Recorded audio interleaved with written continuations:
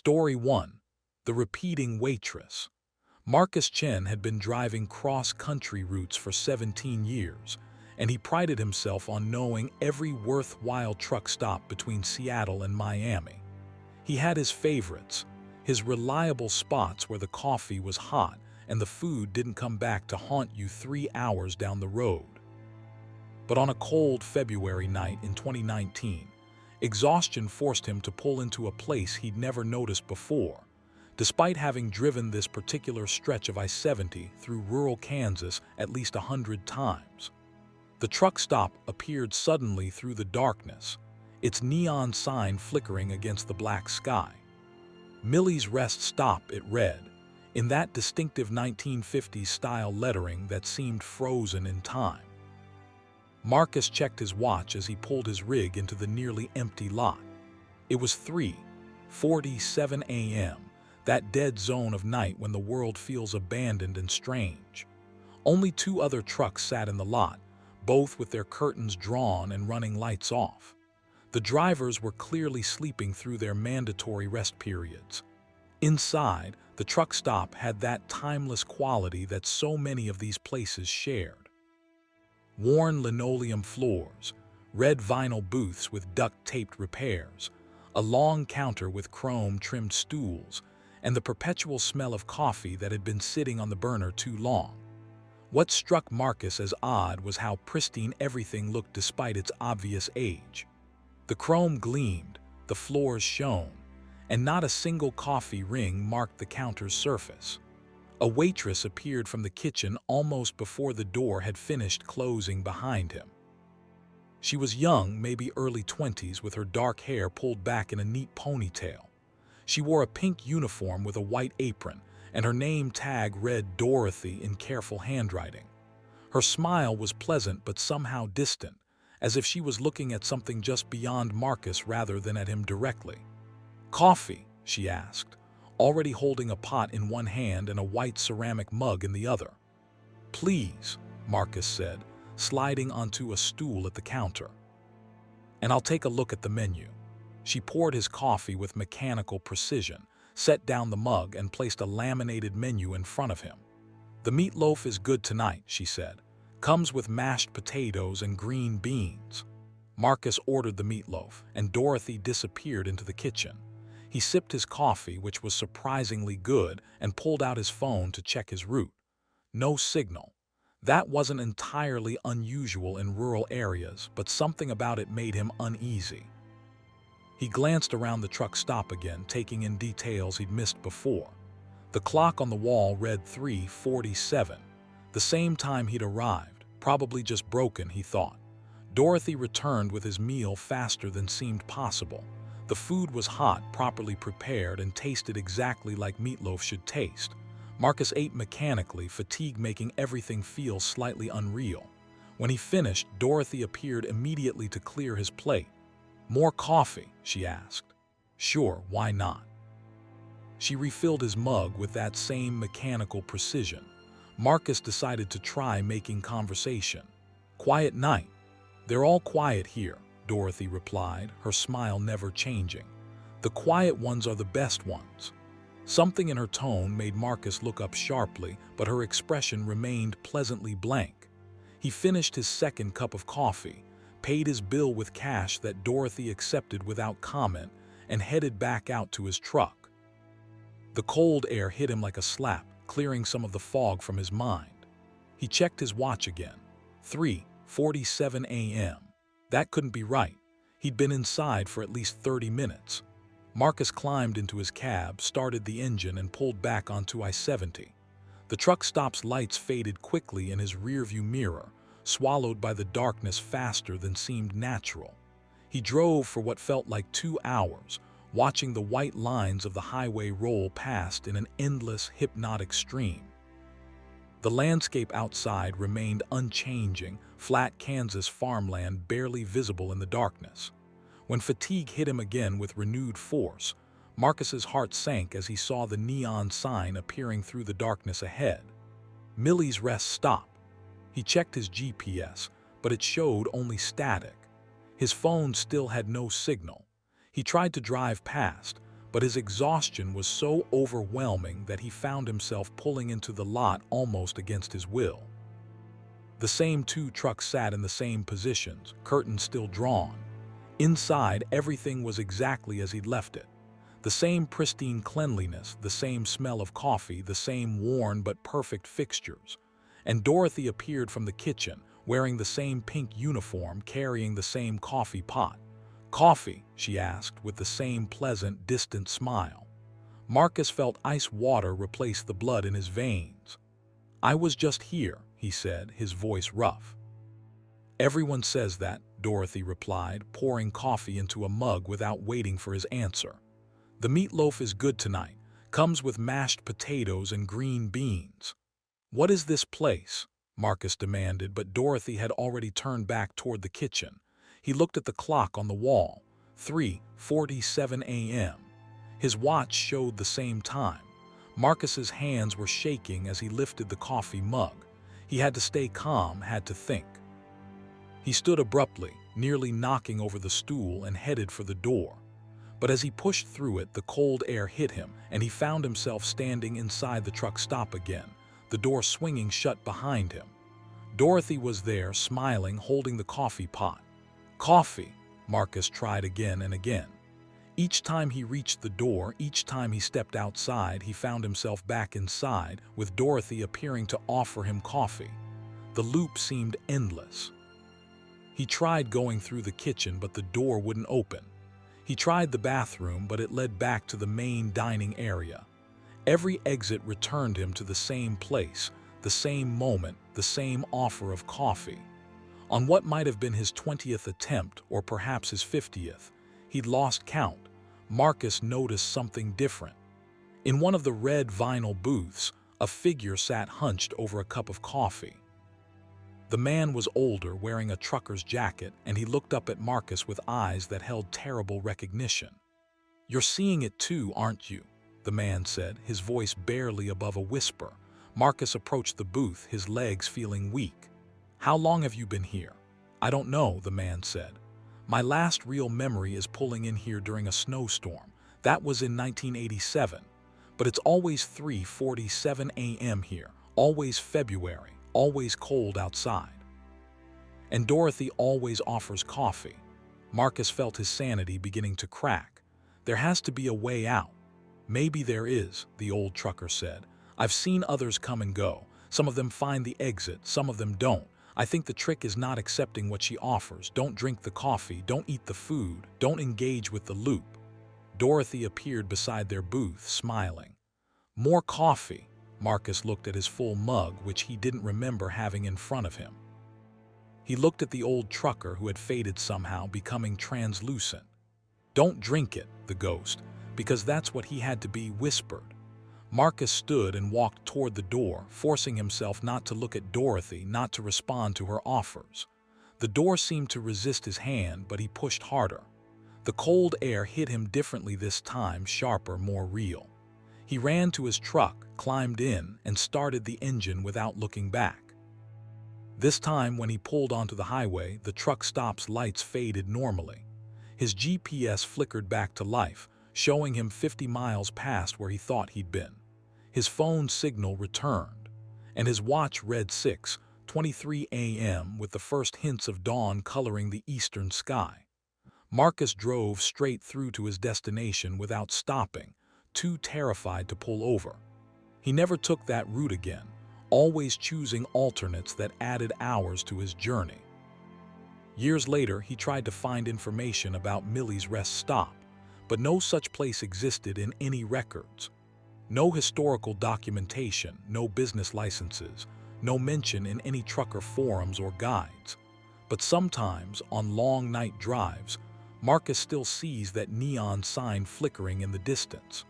And he always drives past, no matter how tired he is, no matter how much his body screams for rest. Because he knows that some places exist outside of time, outside of reality, and some loops don't end even when you escape them. They just wait, patient and eternal, for you to make the mistake of coming back. Story 2. The Cargo That Watched. Denise Patterson had hauled everything in her 12 years on the road. Electronics, furniture, livestock, hazardous materials, you name it, she transported it. She'd earned her reputation as a driver who could handle anything, who never complained, who always delivered on time. So when her dispatcher called with a last-minute job hauling a sealed container from a private facility in Nevada to a laboratory in Maryland, she didn't hesitate to take it. The pickup location was unusual from the start. Instead of a normal warehouse or distribution center, Denise found herself following GPS coordinates to a remote facility 30 miles outside of Rachel, Nevada, not far from Area 51 territory. The compound was surrounded by high fences topped with razor wire, and armed security guards checked her credentials 3 times before letting her through the gates. A man in a gray suit met her at the loading dock. He didn't introduce himself, didn't make small talk. "The container is already sealed," he said, handing her paperwork. "Under no circumstances are you to open it. If you hear anything from inside, ignore it. If the temperature gauge on the side shows red, call this number immediately." He handed her a card with only a phone number, no name or company logo. "What am I hauling?" Denise asked, which was a reasonable question. "The paperwork says scientific equipment," the man replied, in a tone that made it clear the conversation was over. The container was loaded onto her flatbed by forklift, handled with unusual care by workers wearing full protective gear. It was roughly the size of a small room, made of dark metal that seemed to absorb light rather than reflect it. The temperature gauge the man had mentioned was mounted on the side, currently showing green. There were no labels, no identifying marks, just that strange, light-absorbing surface. Denise secured the load, did her safety checks, and headed out as the sun was setting. The first few hours were uneventful.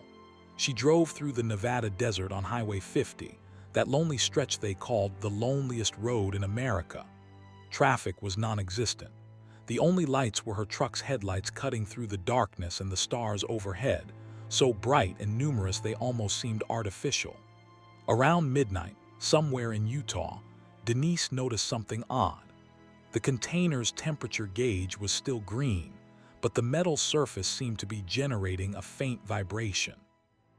She could feel it through the truck's frame, a rhythmic pulse that wasn't quite matching the engine's rhythm. She adjusted her rearview mirror to check the load and froze. Something was moving on the surface of the container, not inside it, on it. The light-absorbing metal seemed to ripple, creating patterns that looked almost like handprints pressing against the surface from within. But that was impossible.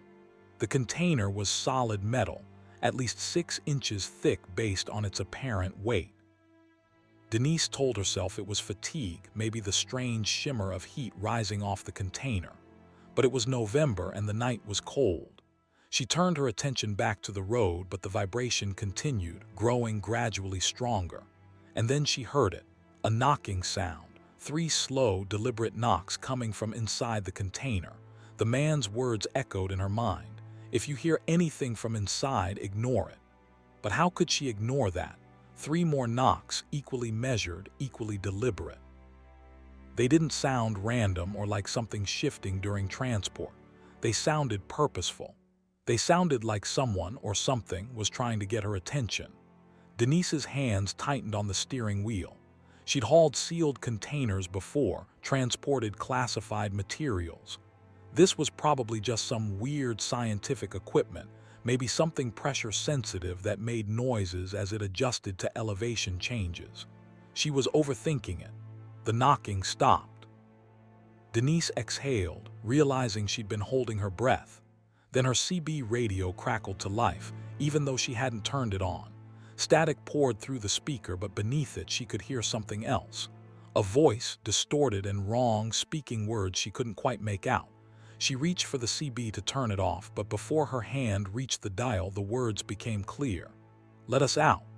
Denise jerked her hand back as if the radio had burned her. The CB went silent. The knocking resumed, but different now.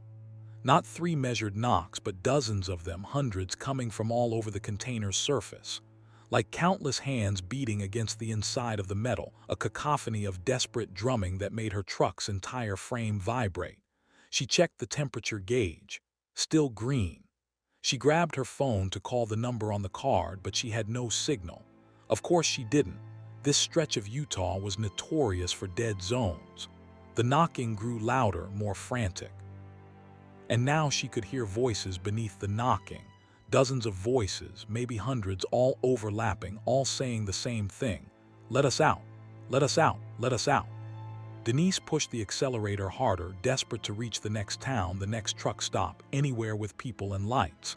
The voices continued, rising to a fever pitch. And then she saw them in her side mirror. Faces. Pressed against the inside of the container's metal surface, distorting it like it was made of rubber instead of steel. Human faces, or something close to human, their features elongated and wrong. Their mouths were open in silent screams, their eyes wide and pleading.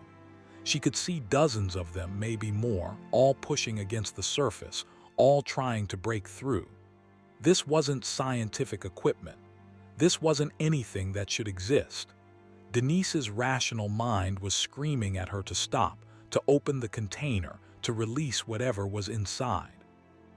But another part of her mind, the part governed by pure survival instinct, told her that would be the worst mistake she could possibly make. Whatever was in that container had been sealed in there for a reason. The faces began to push harder, and the metal started to buckle. Denise could see it in her mirrors, the surface of the container developing bulges where the faces pressed outward. Fingers began to emerge through the metal itself, pushing through as if the solid steel was nothing more than a membrane. Long, too long fingers that ended in points rather than fingernails. She grabbed her CB radio, turned it to channel 19 and started broadcasting. This is driver Denise Patterson, heading east on I-70. Anyone copy? I need help. I need someone to call. She fumbled for the card with the phone number, but before she could read it, her trailer began to shake violently. The container was tearing itself apart. She could hear the metal screaming, could see in her mirrors how the entire structure was warping and bulging. The faces were pushing through, emerging from the surface like something being born, and the voices had stopped their pleading. Now they were laughing, a sound of pure malice and triumph. Denise made a decision.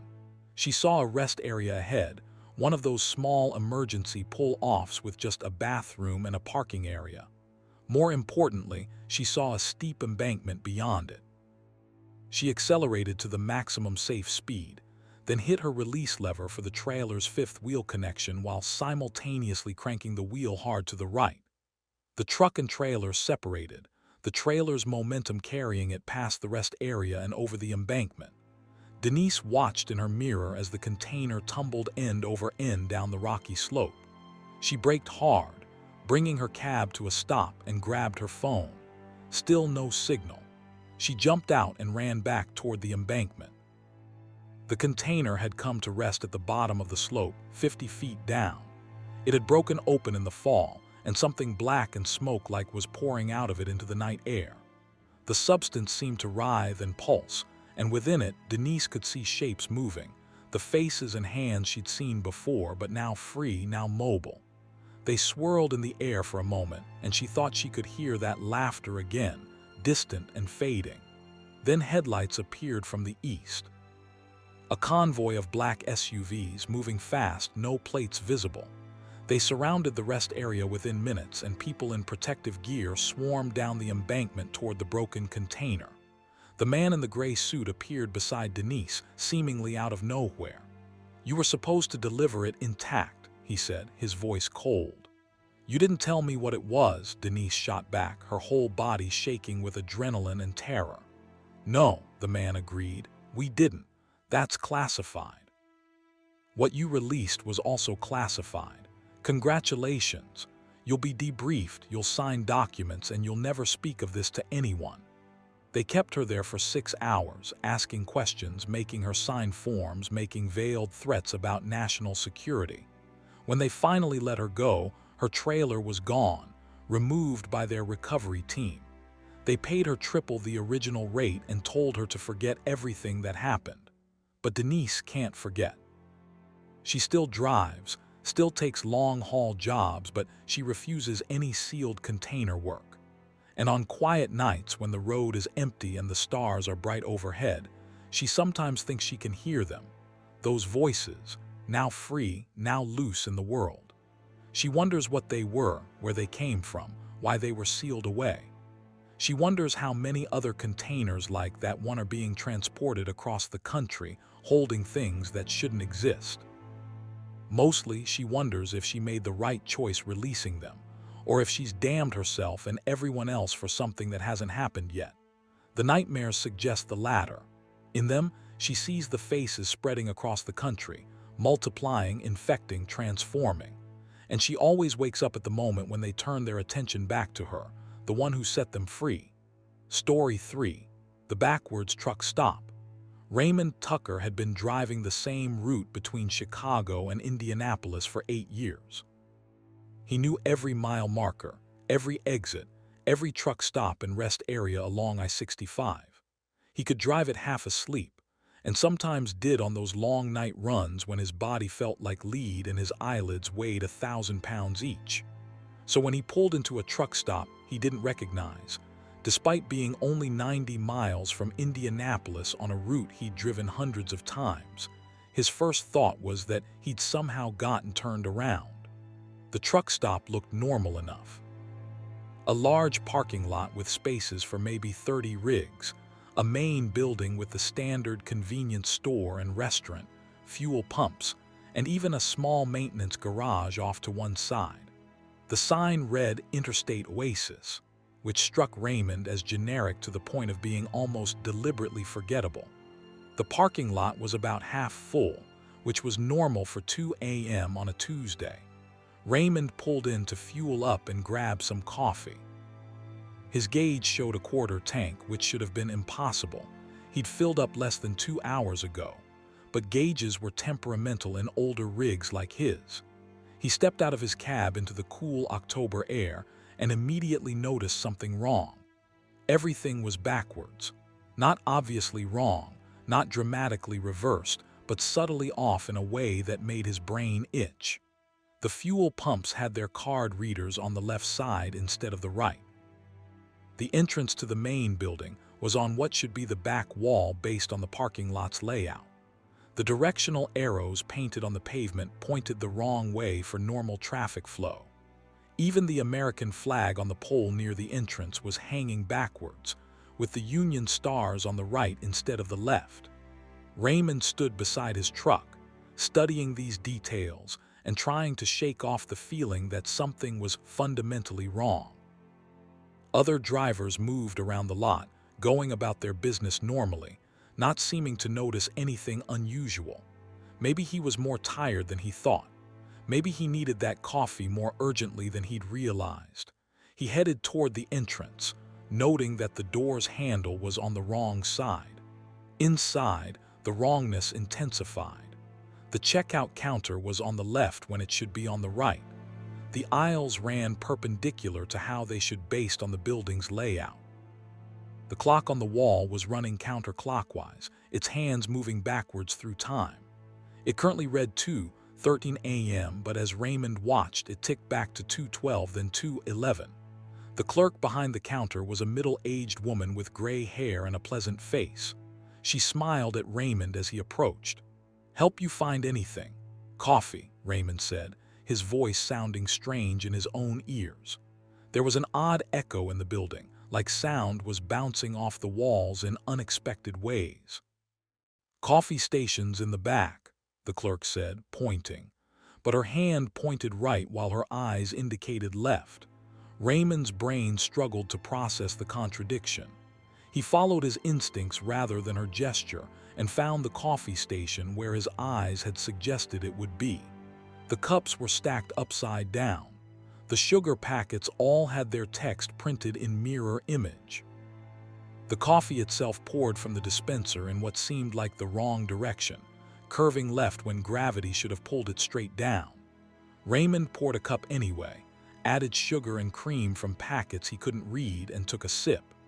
It tasted like coffee, but somehow also not like coffee, as if the flavor was inverted in some way his tongue couldn't quite identify.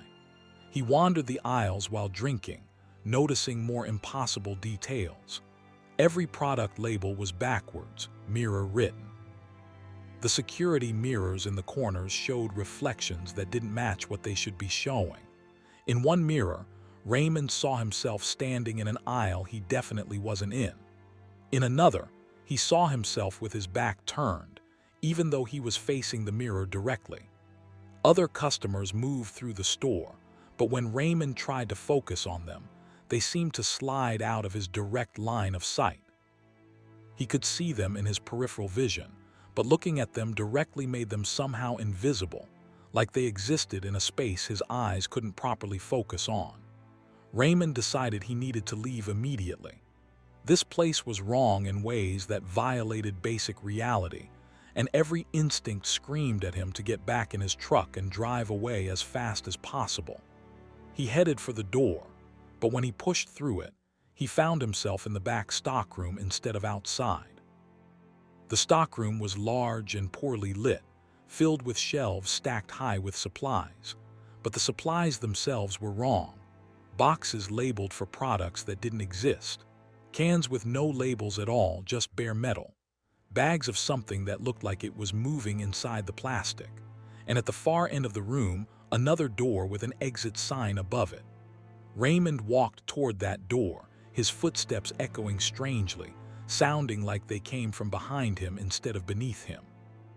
He pushed through the exit door and found himself in the restaurant portion of the truck stop. Several drivers sat in booths, eating meals that Raymond's brain refused to properly process. The food looked normal from a distance, but up close, it seemed to exist in some state between solid and liquid, between real and not real. One of the drivers looked up at Raymond, and his face was wrong. Not deformed or monstrous, just wrong in the same way everything else in this place was wrong. His eyes were on backwards somehow, looking inward instead of outward, yet still seeing.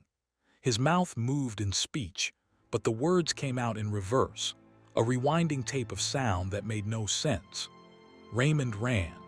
He pushed through door after door, finding himself in the fuel pump area, then back in the convenience store, then in a hallway that shouldn't exist, then in a version of the parking lot that seemed to stretch on forever with trucks that all looked identical.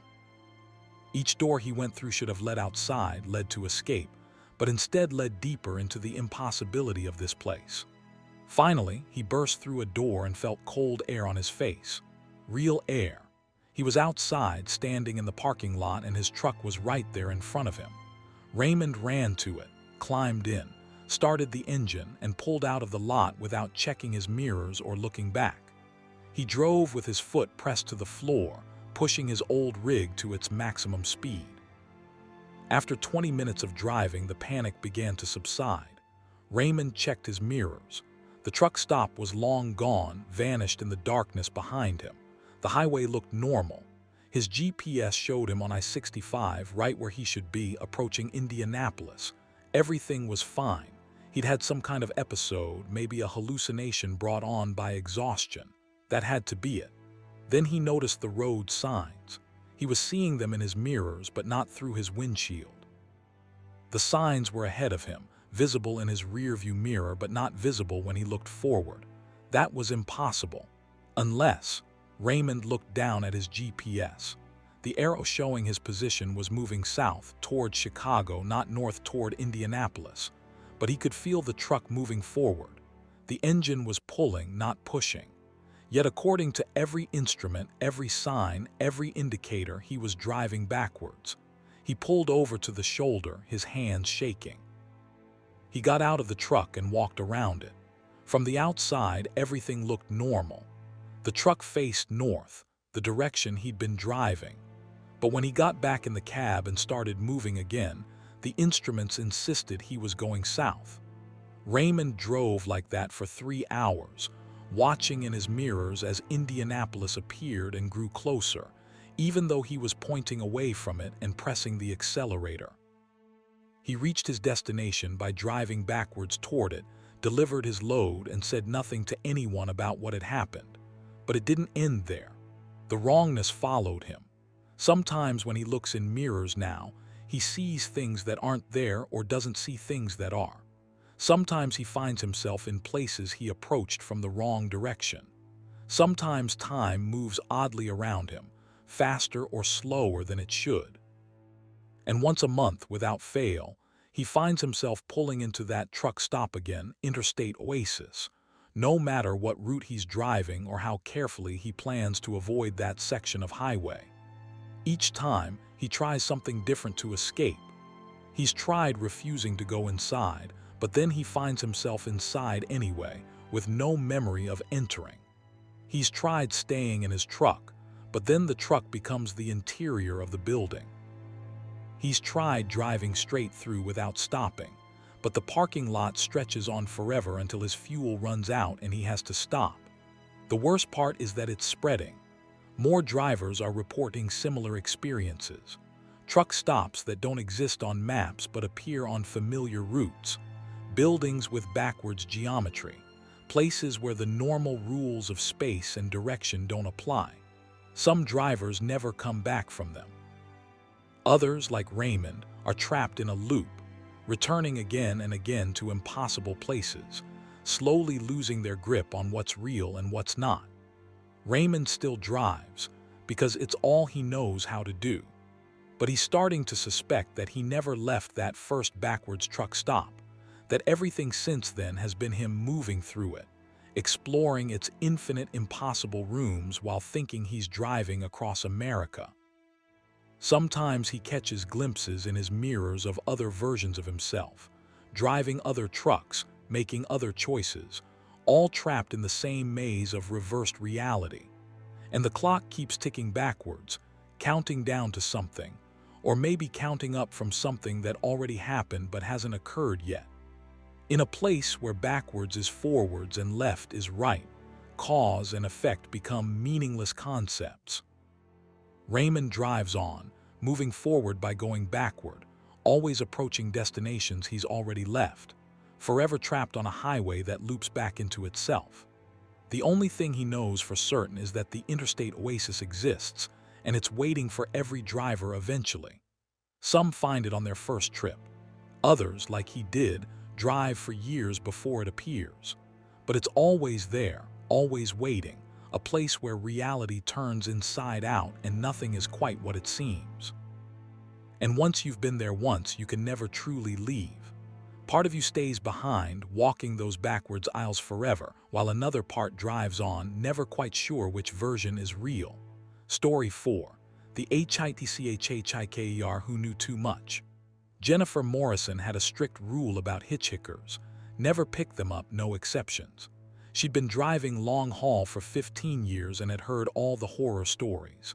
Robbery, assault, worse things. The road was dangerous enough without inviting strangers into your cab.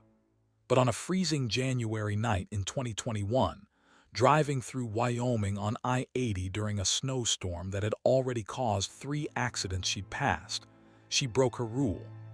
The woman appeared in her headlights like a ghost, standing on the shoulder in a white coat that was completely inadequate for the blizzard conditions. She wasn't waving or trying to flag Jennifer down, just standing there with snow accumulating on her shoulders and hair, looking directly at the approaching truck. Something about that stillness, that direct stare, made Jennifer's foot hit the brake before her conscious mind had decided to stop. She pulled onto the shoulder 20 feet past the woman, telling herself she'd just ask if the woman needed her to call someone, maybe give her a blanket from the sleeper cab. Jennifer wouldn't make her get in the truck, that would be stupid. But when she rolled down the passenger window, the woman had already walked up to the door. "Thank you for stopping," the woman said. Her voice was clear and calm, with no hint of the distress you'd expect from someone stranded in a blizzard. "I've been waiting for you." That phrasing struck Jennifer as odd. Not waiting for someone, but waiting for you specifically. "Do you need me to call someone?" Jennifer asked. "A tow truck, maybe?" "No," the woman said. "I need to ride with you. It's important. You're going to Denver, and so am I." Jennifer hadn't mentioned Denver. Her destination information wasn't visible from outside the truck. "How did you know where I'm headed?" "Because I know things," the woman replied. "For instance, I know that if you leave me here, you'll regret it for the rest of your life, which, if you leave me here, will be approximately 16 more hours." The threat was delivered in that same calm, clear voice, and it was so unexpected that Jennifer actually laughed. "Are you seriously threatening me?" "No," the woman said. "I'm telling you a fact. If you drive away without me, you'll die in a truck accident tomorrow at 3:47 p.m. near Cheyenne. A tire blowout will send you through the median into oncoming traffic. You'll survive the initial impact but die of internal bleeding before the ambulance arrives." Jennifer should have rolled up the window and driven away. Every instinct screamed at her to do exactly that. But something in the woman's eyes, something in the absolute certainty of her voice, made Jennifer pause. "Get in," she heard herself say, unable to believe she was doing it. The woman climbed into the passenger seat with minimal effort, brushing snow from her coat. Up close, Jennifer could see she was probably in her mid-30s, with dark hair and pale skin. Her coat, while thin, wasn't even wet from the snow. "My name is Cassandra," she said. Like the myth, the one who could see the future, but no one believed her. "Exactly like that," Cassandra said with a sad smile. "My parents had a sense of humor, or perhaps they knew something." Jennifer pulled back onto the highway, her hands tight on the wheel. The snow was getting heavier, reducing visibility to maybe 50 feet. "So you're claiming you can see the future?" "Not claiming, stating. I know what's going to happen, Jennifer. I know that 7 miles ahead there's a jackknife truck blocking both lanes. I know that if you stay in this lane, you'll hit it. But if you move to the left lane in exactly 2 minutes, you'll pass it safely. If there's a jackknife truck ahead, I should slow down." "No," Cassandra interrupted. "If you slow down, the truck behind us will rear-end you. He's following too close and his brakes aren't good. Stay at your current speed, move to the left lane in 2 minutes and you'll see." Everything in Jennifer's training told her to ignore this woman, to drive based on conditions and common sense. But curiosity, or maybe something deeper, made her check her watch and note the time. 2 minutes. She'd see if anything was actually ahead. If not, she was pulling over and kicking this woman out, snowstorm or not. 2 minutes passed. Jennifer moved to the left lane. And there it was, appearing through the snow like Cassandra had described it. A semi jackknifed across both lanes, emergency flares creating eerie red halos in the falling snow. Jennifer passed it with 50 feet to spare, her heart hammering. Behind her, she saw another truck barely brake in time, stopping inches from the wreck. "How did you know that?" Jennifer demanded. "I know lots of things," Cassandra said. "I know that your daughter Emma is about to make a very bad decision about her boyfriend. I know that your ex-husband Derek will call you next week asking for money he doesn't deserve. I know that you've been having chest pains that you haven't told anyone about because you're afraid of losing your medical certification." Jennifer nearly swerved off the road. The chest pains were real and she hadn't mentioned them to anyone, not even her doctor. "Who are you? How do you know these things?" "I told you. I know things. Futures, pasts, presents. All mixed together in my head like a jigsaw puzzle where every piece connects to every other piece. It's not a gift, Jennifer. It's a curse. Do you know what it's like to know exactly how and when everyone around you is going to die? To know which words will start arguments, which decisions will end relationships, which roads lead to disaster. Then why get in trucks with strangers? Why take that risk?" "Because I know which trucks are safe," Cassandra said. "Yours is. Or rather, it is now that I'm in it. My presence changes things. The future isn't fixed, you see. It's probability, possibility, and I'm a very large improbability. My being here shifts everything around us." They drove in silence for a while, Jennifer trying to process what was happening. Part of her still wanted to believe this was an elaborate con, but Cassandra had known too many things, too many specific details that no one could have guessed. "Why me?" Jennifer finally asked. "Why did you need me specifically?" Because in 3 hours, we're going to reach a truck stop called Miller's Junction. And at that truck stop, there's a man in a blue Ford pickup who is planning to kill his wife tonight. He's sitting in the parking lot right now, working up the courage, drinking whiskey and thinking about the gun in his glove compartment. If we don't stop there, if you don't park next to him, and if I don't have a specific conversation with him at exactly the right moment, he'll follow through with his plan. His wife will die, his 3 children will grow up traumatized, and one of those children will, 23 years from now, cause an accident that kills 47 people. Jennifer's mouth went dry. You're saying I have to help you stop a murder to prevent some future accident. I'm saying we're all connected, Cassandra replied. Every choice ripples forward. That woman's life matters in itself, but it also matters for all the lives she'll touch, all the futures she'll influence. And yes, one of those futures eventually intersects with a school bus full of children. So yes, we need to stop at Miller's Junction. We should call the police. The police can't help. He hasn't done anything yet. And if they intervene too early, he'll just try again later, somewhere we can't prevent it. I need to talk to him at a specific moment when he's maximally receptive to changing his mind. It's a narrow window, and we're the only ones who can reach it. The rest of the drive to Miller's Junction was surreal. Cassandra continued to demonstrate her knowledge, predicting road conditions, other drivers' behaviors, even the songs that would play on the radio before Jennifer turned it on. Every prediction came true. By the time they pulled into Miller's Junction, Jennifer had stopped doubting and started feeling terrified of what role she was supposed to play in this. The truck stop was small, barely more than a parking lot with fuel pumps and a small building. Jennifer spotted the blue Ford pickup immediately, parked in a corner spot. A man sat in the driver's seat, visible in silhouette. Park next to him, Cassandra instructed. Leave your engine running. Wait exactly 5 minutes, then honk your horn twice. That's all you need to do. What are you going to do? Talk to him, Cassandra said. Tell him things only his dead brother would know. Remind him of promises he made, of the man he used to be before anger consumed him. Give him a reason to choose differently. Jennifer parked where instructed. Cassandra got out and walked to the Ford, knocking on the driver's window. Jennifer watched as the man rolled down the window, looking confused.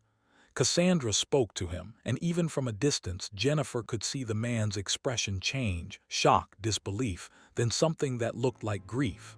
He started crying. 5 minutes passed. Jennifer honked twice as instructed. Cassandra stepped back from the truck, and the man pulled out of the parking lot, driving away slowly, his shoulders shaking with sobs. Cassandra climbed back into Jennifer's truck. It's done. He'll go home, he'll apologize to his wife, and they'll start counseling tomorrow. The future just shifted. 47 people who were going to die will now live. How can you carry that weight? Jennifer asked. Knowing all these things, all these possible disasters. I can't, Cassandra admitted. That's why I do what I do. I hitchhike, I intervene, I try to steer things toward better outcomes. But there are too many futures, too many branching paths. I can't save everyone. Most nights I dream of all the people I couldn't reach, all the disasters I couldn't prevent. They continued toward Denver, and Cassandra shared more impossible knowledge. She told Jennifer about the chest pains. They were stress-related, not cardiac, but Jennifer needed to see a doctor anyway for medication. She told her exactly what to say to Emma to prevent the bad decision about the boyfriend. She even told her which lottery numbers to avoid, winning would destroy your life, and which stocks to invest in, modest returns, no monkey's paw consequences. As they approached Denver at dawn, Cassandra prepared to leave. I need to catch another ride west. There's a situation developing in Salt Lake City. Will I see you again? Jennifer asked, surprised to find that she wanted to. No, Cassandra said. Our paths were meant to cross once, and they have. But you'll think of me sometimes, and when you do, remember this. Every choice matters. Every moment of kindness ripples forward. You don't need to see the future to shape it. You just need to try to be good. Cassandra got out at a rest stop on the outskirts of Denver. Jennifer watched her walk toward another truck, saw the driver roll down their window, saw Cassandra begin her impossible task again. Jennifer continued her delivery, then drove home.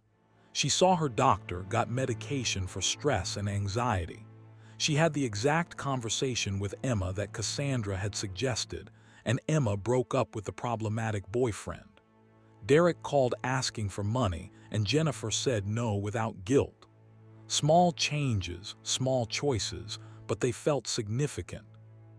She never saw Cassandra again, but sometimes Jennifer thinks about her, wandering the highways, hitching rides, trying to steer humanity away from its worst impulses one conversation at a time. She wonders if Cassandra is real or was some kind of guardian angel. She wonders if those futures the woman spoke of were truly averted or if belief in them was the real gift. What Jennifer knows for certain is that she checks her tires religiously now, especially before driving through Cheyenne. And when she sees hitchhikers on lonely roads, she sometimes stops, offering what help she can. Not because she thinks they'll all be prophets or angels, but because kindness, as Cassandra said, ripples forward in ways we can't always see. And once, just once, she picked up a young man in Montana who looked at her strangely and said, "You've met her too, haven't you? Cassandra, I can tell. You have that look like you've seen behind the curtain."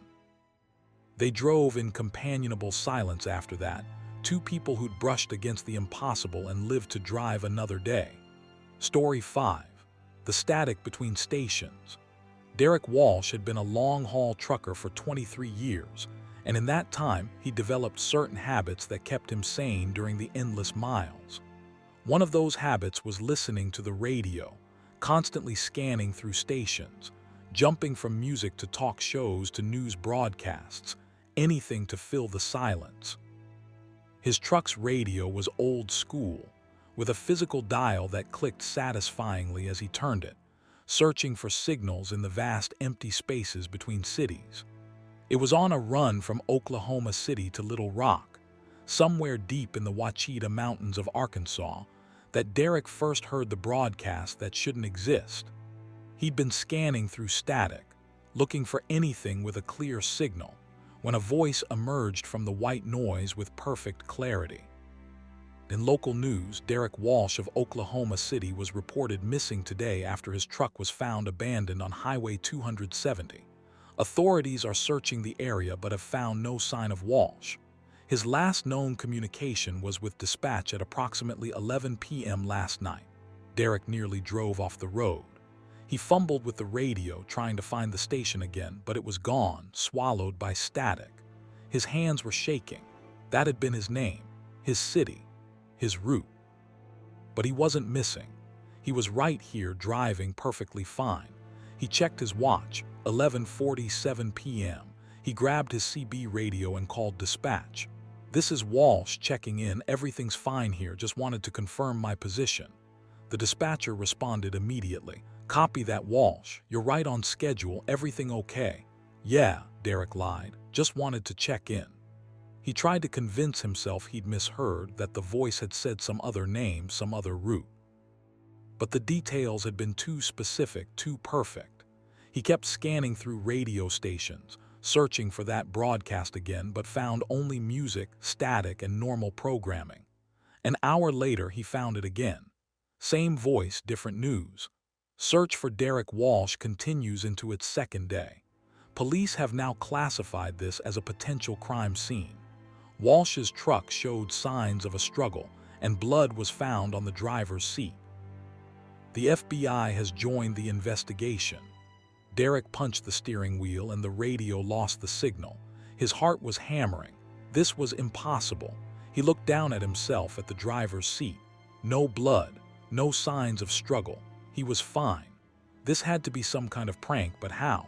Who could hack into random radio frequencies to broadcast fake news about him specifically? He tried calling his wife, but his phone had no signal. Not unusual in the mountains, but the timing made him paranoid. He kept driving, trying to outrun the growing sense of dread, but the radio kept finding that station, kept broadcasting his own disappearance. his own investigation, his own presumed death. Remains found in the Ouachita National Forest have been identified as Derek Walsh through dental records. Walsh had been missing for 3 weeks. The cause of death has not been released, but sources close to the investigation suggest foul play. "I'm not dead," Derek shouted at the radio. "I'm right here." The voice on the radio paused, actually paused mid-sentence as if it had heard him. Then it continued. Family members report that Walsh had been acting strangely in the weeks before his disappearance, talking about hearing voices on the radio, claiming he was receiving messages from the future. Derek switched off the radio completely. His breathing was rapid and shallow. This was crazy. This was impossible. He was experiencing some kind of breakdown, maybe carbon monoxide poisoning from a leak in the exhaust system. That had to be it. He rolled down all the windows despite the cold, letting fresh air flood the cab. Without the radio, the silence was oppressive.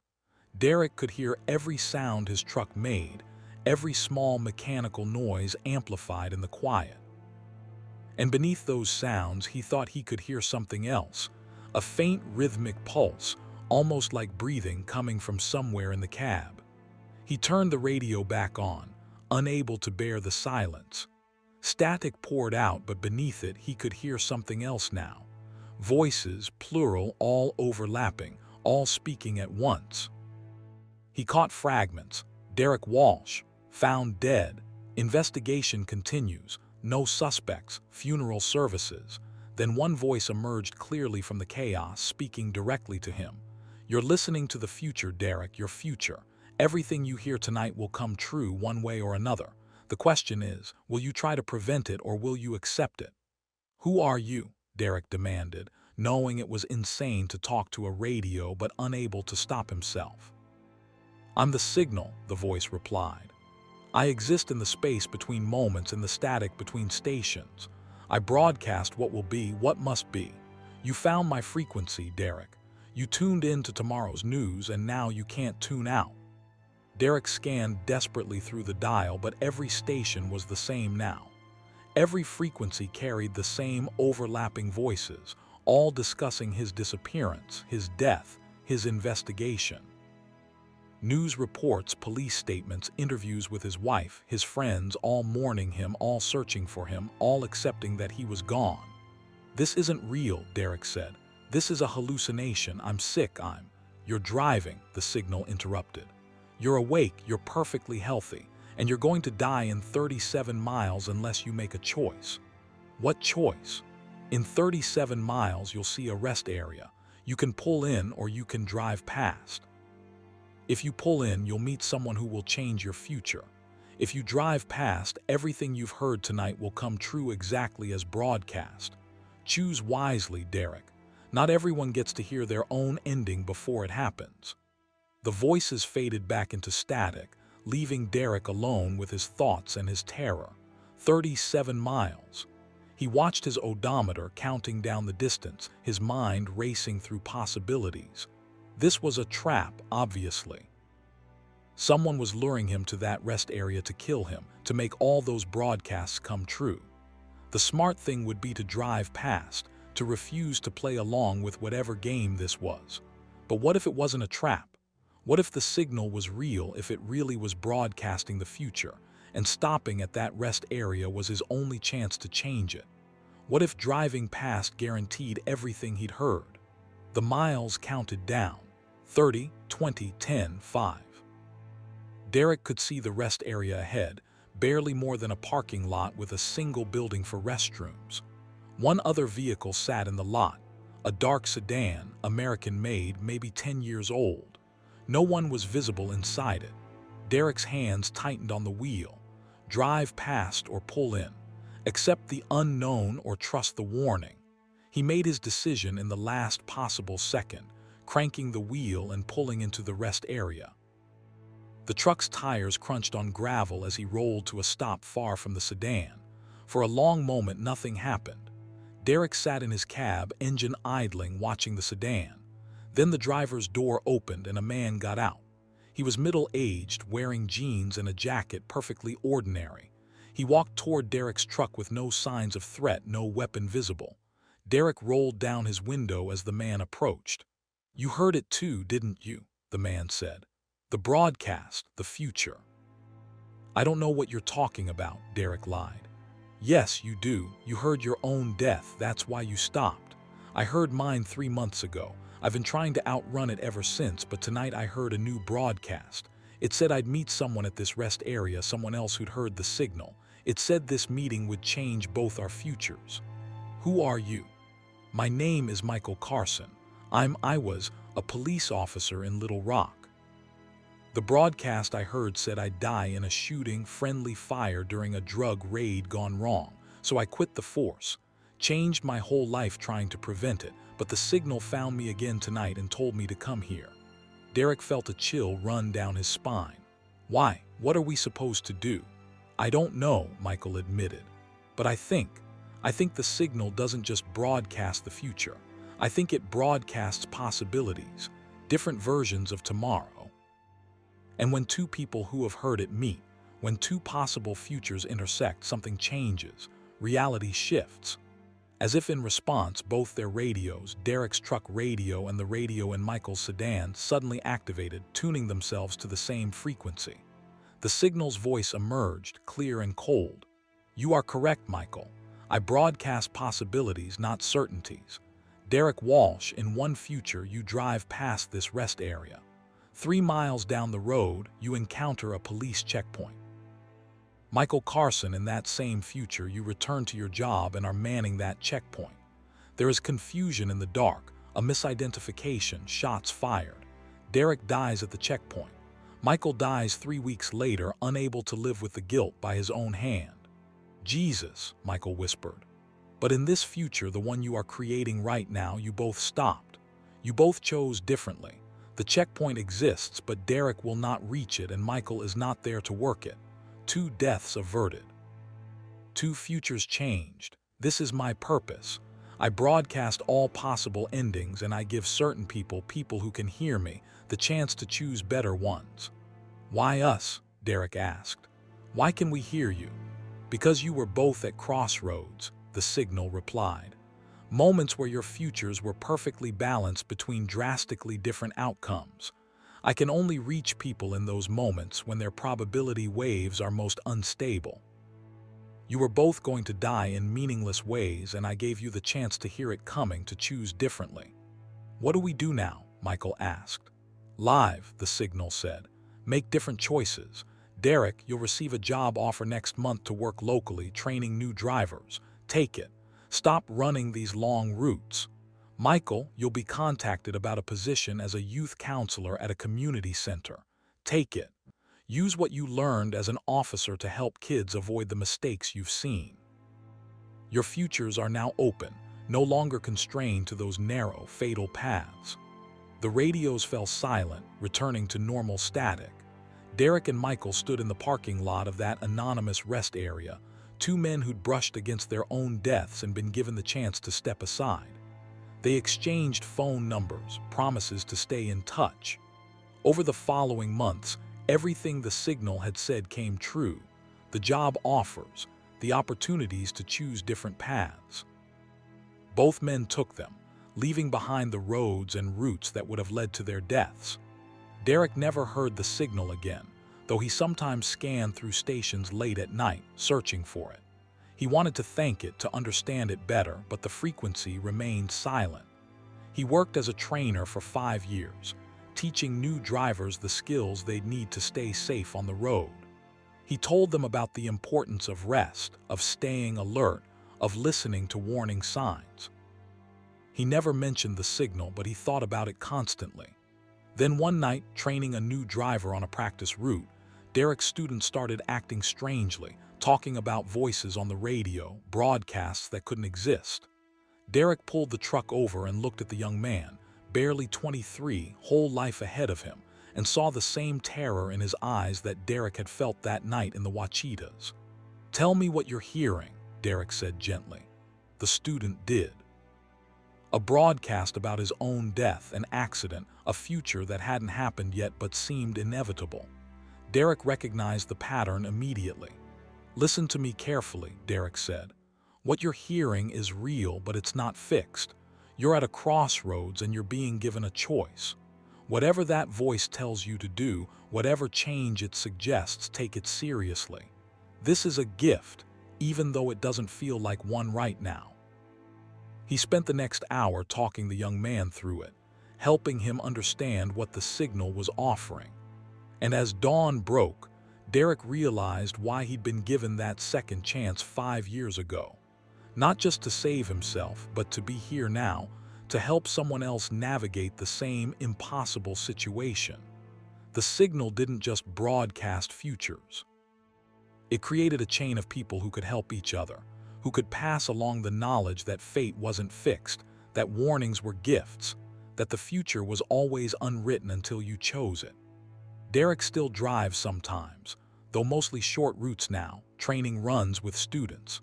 And sometimes late at night, scanning through stations, he thinks he can hear it, not his own future anymore, but echoes of other people's futures, other warnings being broadcast to other drivers at other crossroads.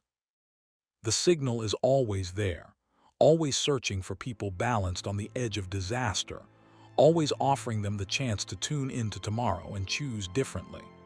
And Derek, who heard his own death and lived to tell about it, makes sure he's listening, ready to help the next person who hears the impossible broadcast, ready to pass along the knowledge that saved his life. The future is not fixed, and sometimes the static between stations carries the most important message you'll ever hear. Story 6. The truck stopped that 8th time. Patricia Reeves checked her watch as she pulled into the Oasis truck stop just off I-40 in New Mexico. 10:15 p.m., right on schedule. She had a delivery in Albuquerque by 8 a.m. the next morning, which gave her plenty of time for a quick meal, a shower, and maybe 6 hours of sleep. Patricia was meticulous about her schedule, always timing her stops precisely, always knowing exactly where she needed to be and when. In 15 years of driving, she'd never missed a delivery deadline. The Oasis was one of those mid-sized operations that catered specifically to professional drivers. Good food, clean showers, secure parking, and reasonable prices. Patricia had stopped here dozens of times before and knew the layout by heart. She parked her rig, grabbed her shower bag and wallet, and headed inside. The place was moderately busy for a Tuesday night. Maybe 20 drivers scattered across the restaurant and lounge areas, some eating, some playing pool, a few watching the TV mounted above the bar. Patricia recognized a couple of familiar faces: Paul Henderson, who ran routes between Phoenix and Dallas, and Sarah Chen, who drove refrigerated loads up and down the West Coast. They nodded to each other in that way drivers do, acknowledging shared experience without needing conversation. Patricia ordered her usual grilled chicken salad, coffee, and water from a waitress she didn't recognize. New hire, probably. The staff turnover at these places was constant. While waiting for her food, Patricia scrolled through her phone, checking weather reports for tomorrow's drive. Clear skies, good roads, no problems anticipated. Her meal arrived quickly and tasted fine. She ate efficiently, paid her bill, and headed for the shower facilities. The women's shower room had 4 stalls, all currently empty. Patricia took the second one, hung her clean clothes on the hook outside, and enjoyed 10 minutes under hot water, washing away the grime and fatigue of the day's drive. When she emerged, dressed in fresh clothes, she checked her watch again.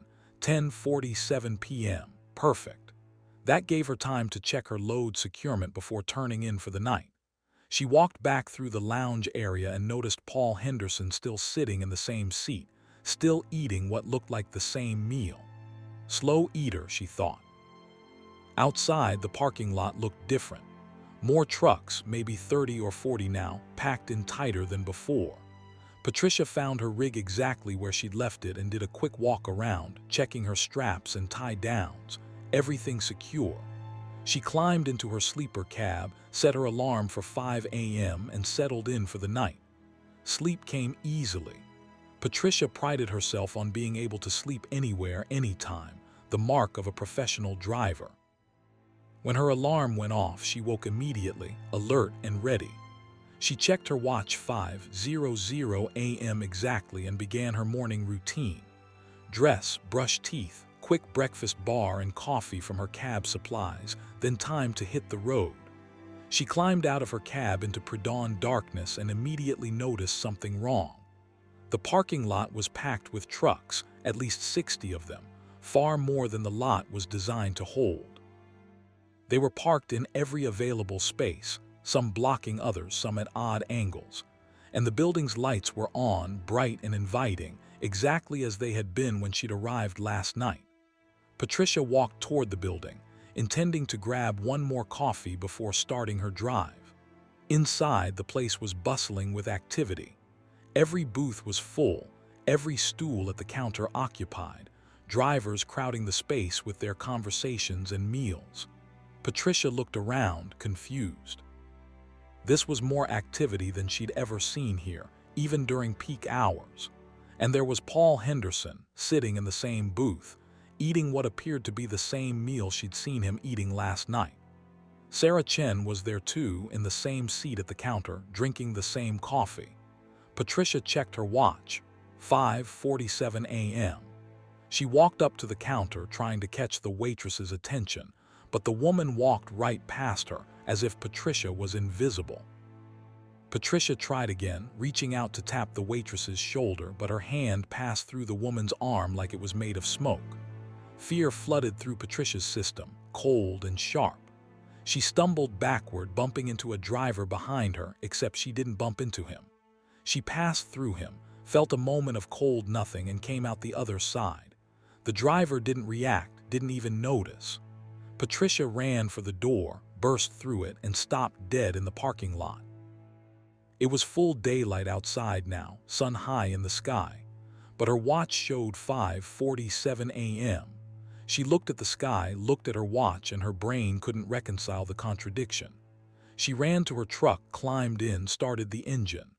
The dashboard clock showed 10:15 p.m., the same time she'd arrived. Patricia pulled out of the parking lot, tires squealing, desperate to get away from this place. She drove for what felt like an hour, watching the landscape pass, watching the sun move across the sky, except it didn't move. It stayed in the same position, unchanging, as if time itself had frozen. Her fuel gauge, which had been at half tank when she arrived, now showed 3/4. Her odometer showed fewer miles than it had last night. Everything was running backward or sideways or not at all. Time had stopped making sense. Patricia pulled over to the shoulder, her hands shaking. Tried her phone, no signal. She tried her CB radio, only static. She sat there, engine idling, trying to understand what was happening. Then she saw the sign ahead, Oasis truck stop, next exit. No, she'd just left there. She'd been driving away. But the sign was ahead of her, not behind. Patricia checked her rearview mirror and saw another sign, identical. Oasis truck stop, previous exit. She was trapped in a loop. No matter which direction she drove, all roads led back to the Oasis. Patricia made a decision. She turned around, drove back to the truck stop, and this time walked inside with purpose. She went straight to the same booth where Paul Henderson sat, reached out to touch him, and this time her hand made contact. He looked up, startled. "You can see me," Patricia said. "Of course I can see you," Paul replied, looking confused. "You okay, Patricia? What time is it?" Paul checked his watch. 10:47 p.m. Why? What day? Tuesday, November 12th. Are you feeling all right? November 12th. The same day she'd arrived. Patricia felt the world tilting beneath her. "How long have you been here at this truck stop?" "I just got here about 30 minutes ago," Paul said. "Stopped for dinner." "You're eating breakfast food," Patricia pointed out, looking at his plate of eggs and bacon. Paul looked down, seeming to notice his meal for the first time. Confusion crossed his face. "I ordered the steak," he said slowly. "I'm sure I ordered the steak." Patricia moved through the restaurant, asking other drivers the same questions. "What time is it? What day? How long have you been here? The answers were all the same. Tuesday, November 12th, they just arrived within the last hour, but some of them had meals that didn't match what they remembered ordering. Some of them couldn't remember arriving at all. Sarah Chen was the first to admit the truth. "I've been here 3 days," she whispered to Patricia. "Or I think I have. Time keeps resetting. I keep arriving over and over, but I never leave. I can't leave. Every road leads back here." How many of us are trapped? I don't know. Some people seem to be able to leave normally. They come in, eat, sleep, drive away. But others, like us, were stuck. We keep looping through the same hours, the same moments. I've tried everything. I've tried staying in my truck, but I end up inside the building. I've tried driving in the opposite direction, but I end up back in the parking lot. There's no escape. Patricia spent what felt like days, though her watch never advanced past 5:47 a.m., investigating the truck stop. She explored every room, talked to every trapped driver, searched for explanations. She found 23 others who were aware of the loop, who'd been trapped for various lengths of time.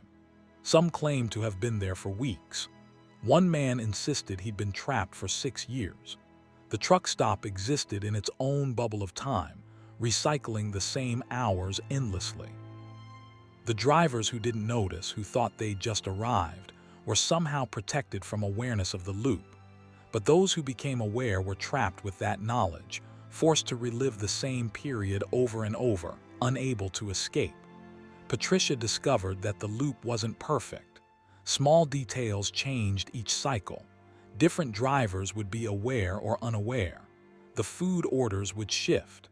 The TV would show different programs. It was as if the truck stop was sampling from multiple timelines, mixing and matching elements to keep the illusion of normalcy.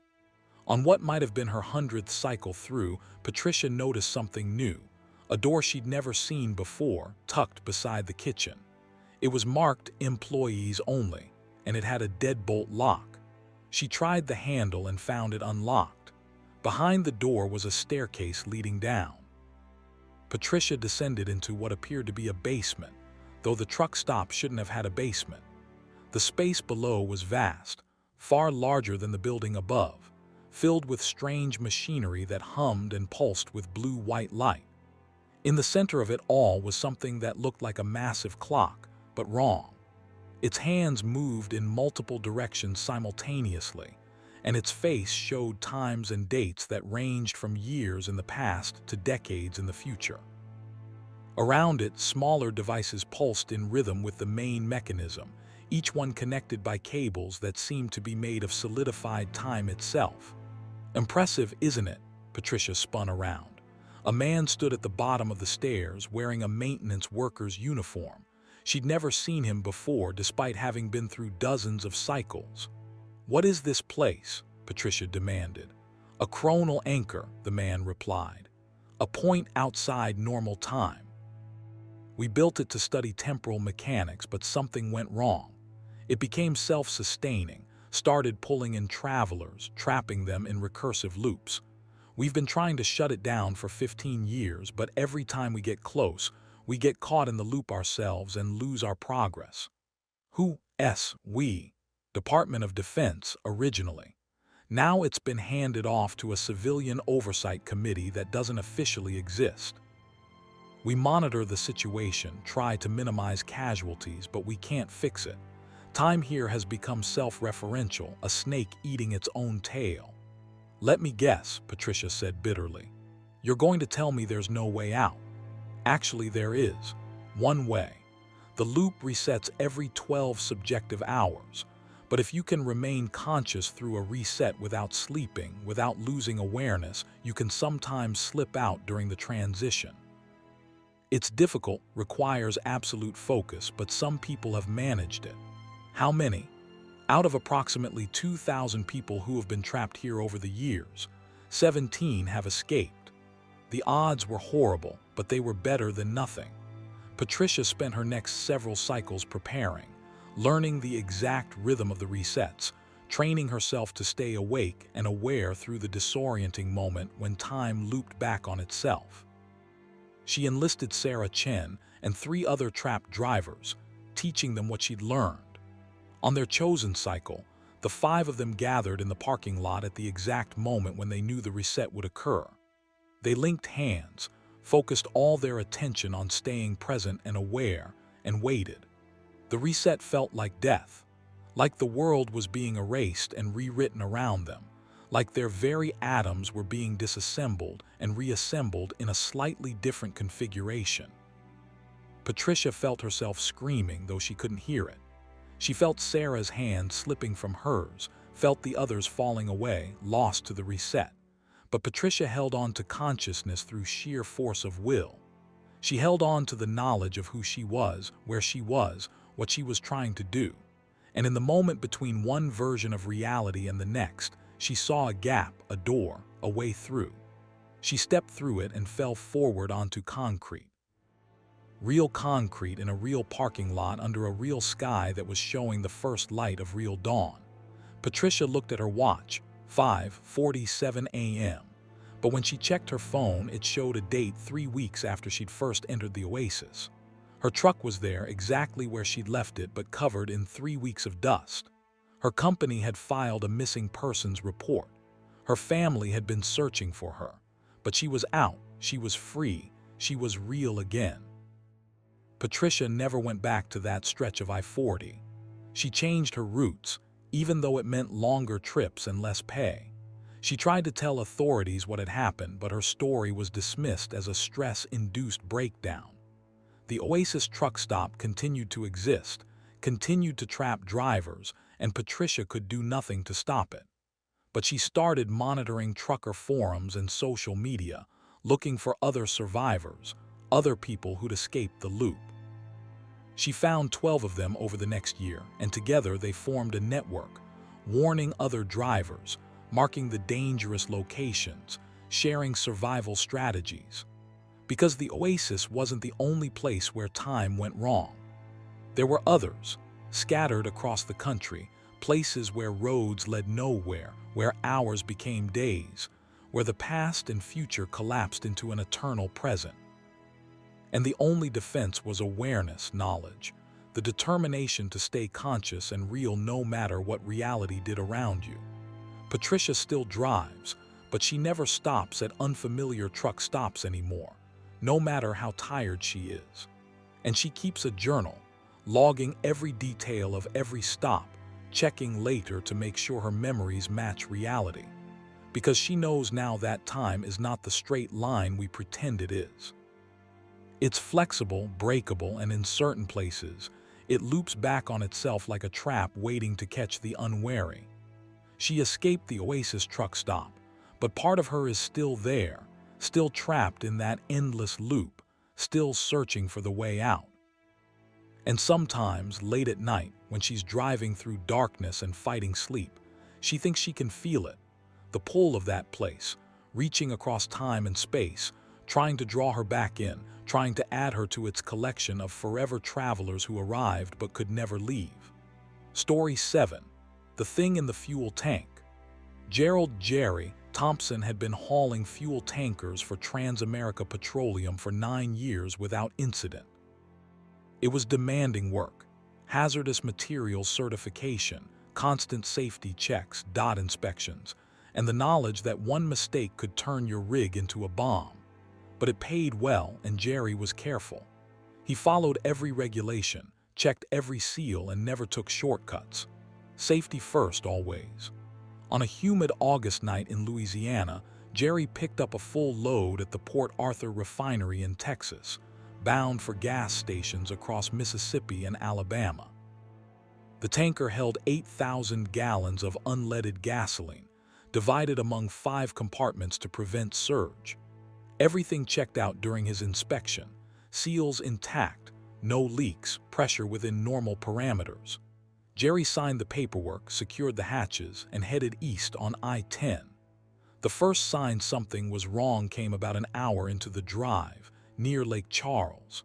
Jerry felt a strange vibration through the cab, different from the normal movement of liquid cargo. Fuel slosh was something every tanker driver learned to anticipate and compensate for, but this felt wrong, more like something was moving deliberately within the tank rather than sloshing with the vehicle's motion. Jerry pulled onto the shoulder and did a walk-around inspection. All seals looked good, no visible leaks. The tanker's exterior was intact. He pressed his hand against the tank's side and felt that vibration again, stronger now.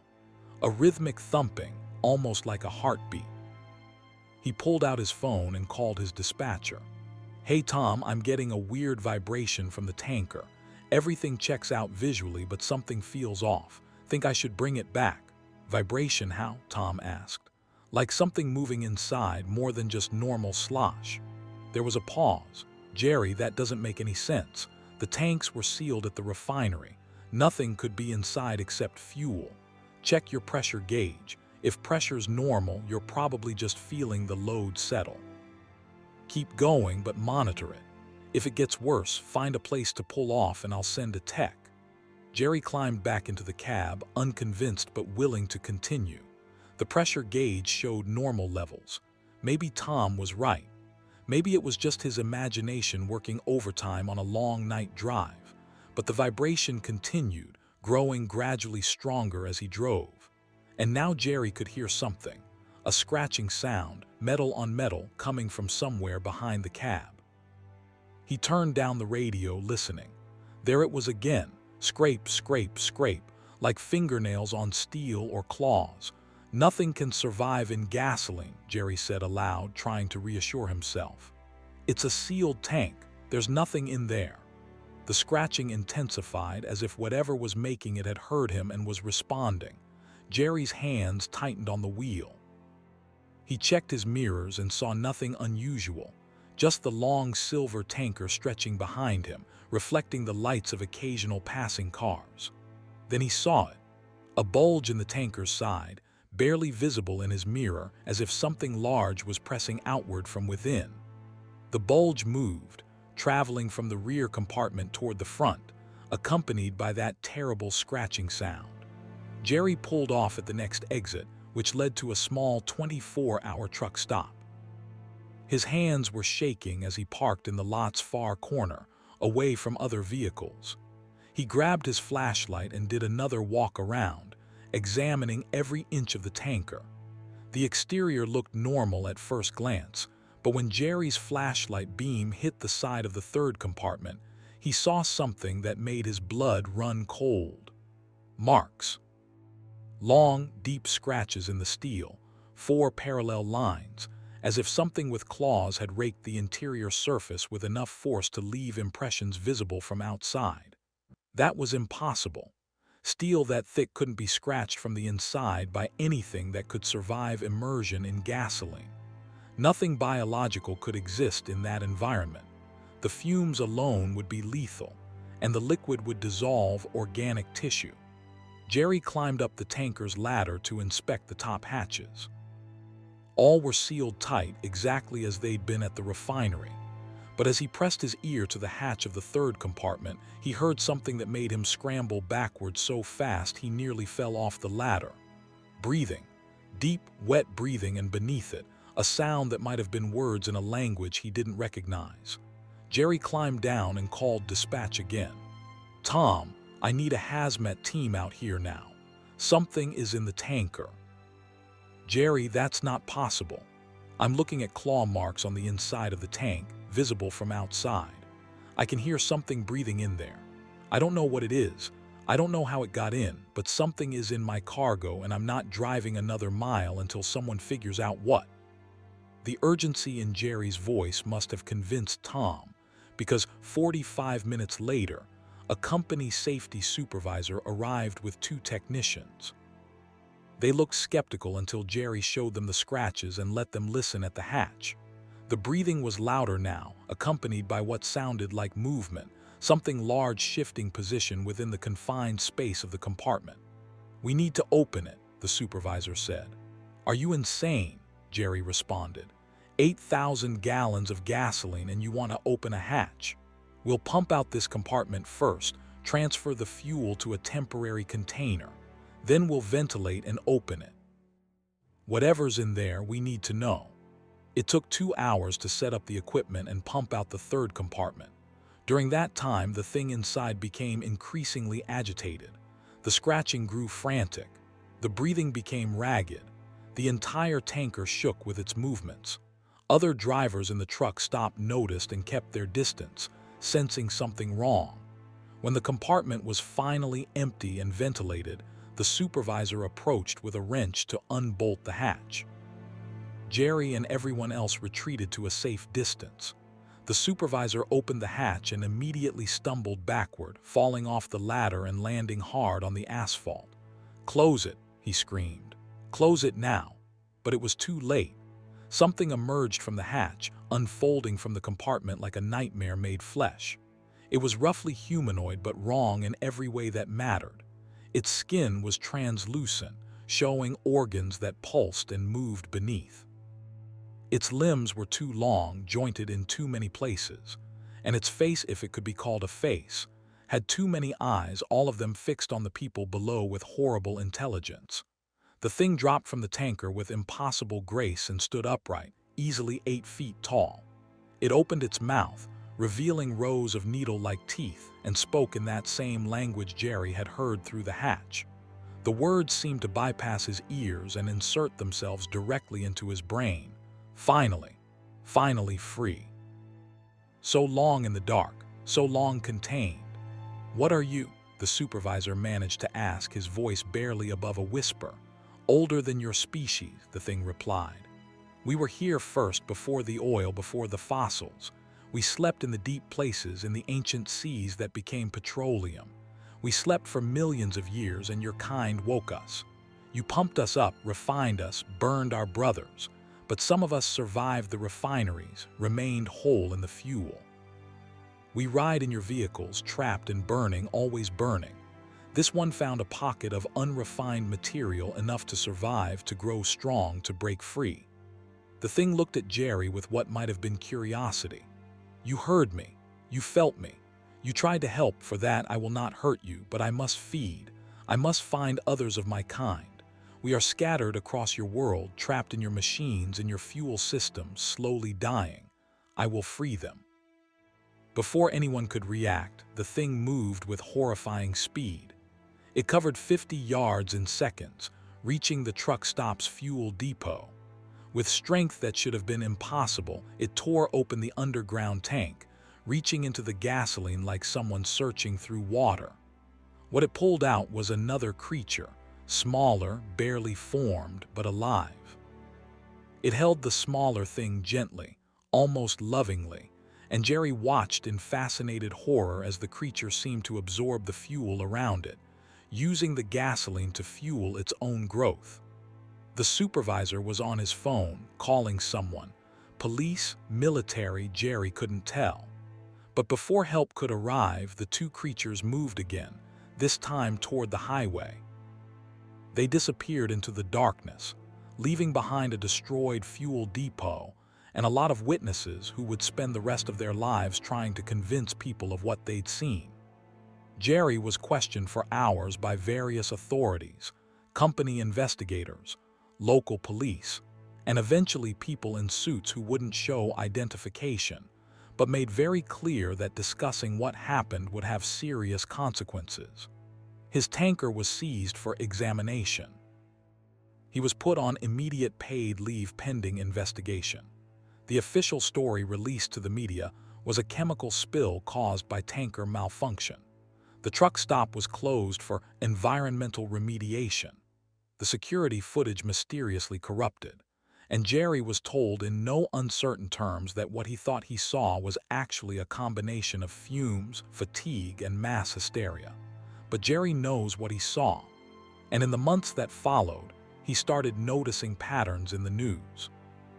Unexplained deaths at refineries, mysterious disappearances of petroleum workers, strange sightings near oil fields and fuel depots. Each incident was explained away: accidents, equipment failures, misidentifications. But Jerry recognized the pattern. The creatures were real. They were ancient.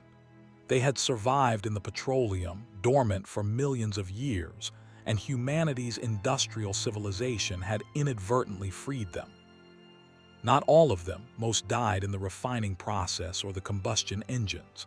But some survived, trapped in fuel tanks and pipelines, waiting for opportunities to escape. Jerry never drove a tanker again. He couldn't bring himself to haul fuel knowing what might be lurking within it. He moved to dry goods, hauling furniture and electronics, anything that didn't involve petroleum products. But he remained haunted by what he'd seen, by what that thing had said. We were here first. It changed how Jerry thought about everything.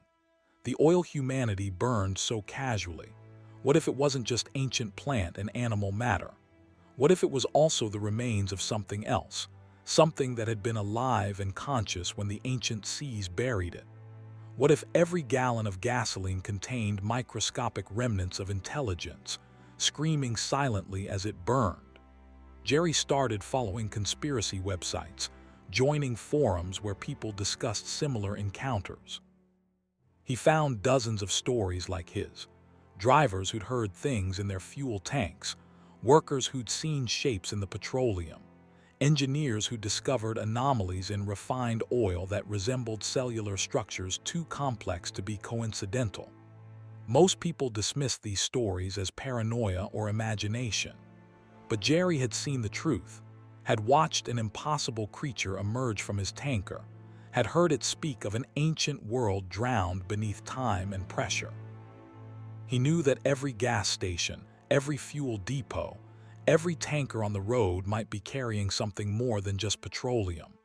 He knew that humanity's addiction to fossil fuels might be slowly resurrecting something that should have stayed buried.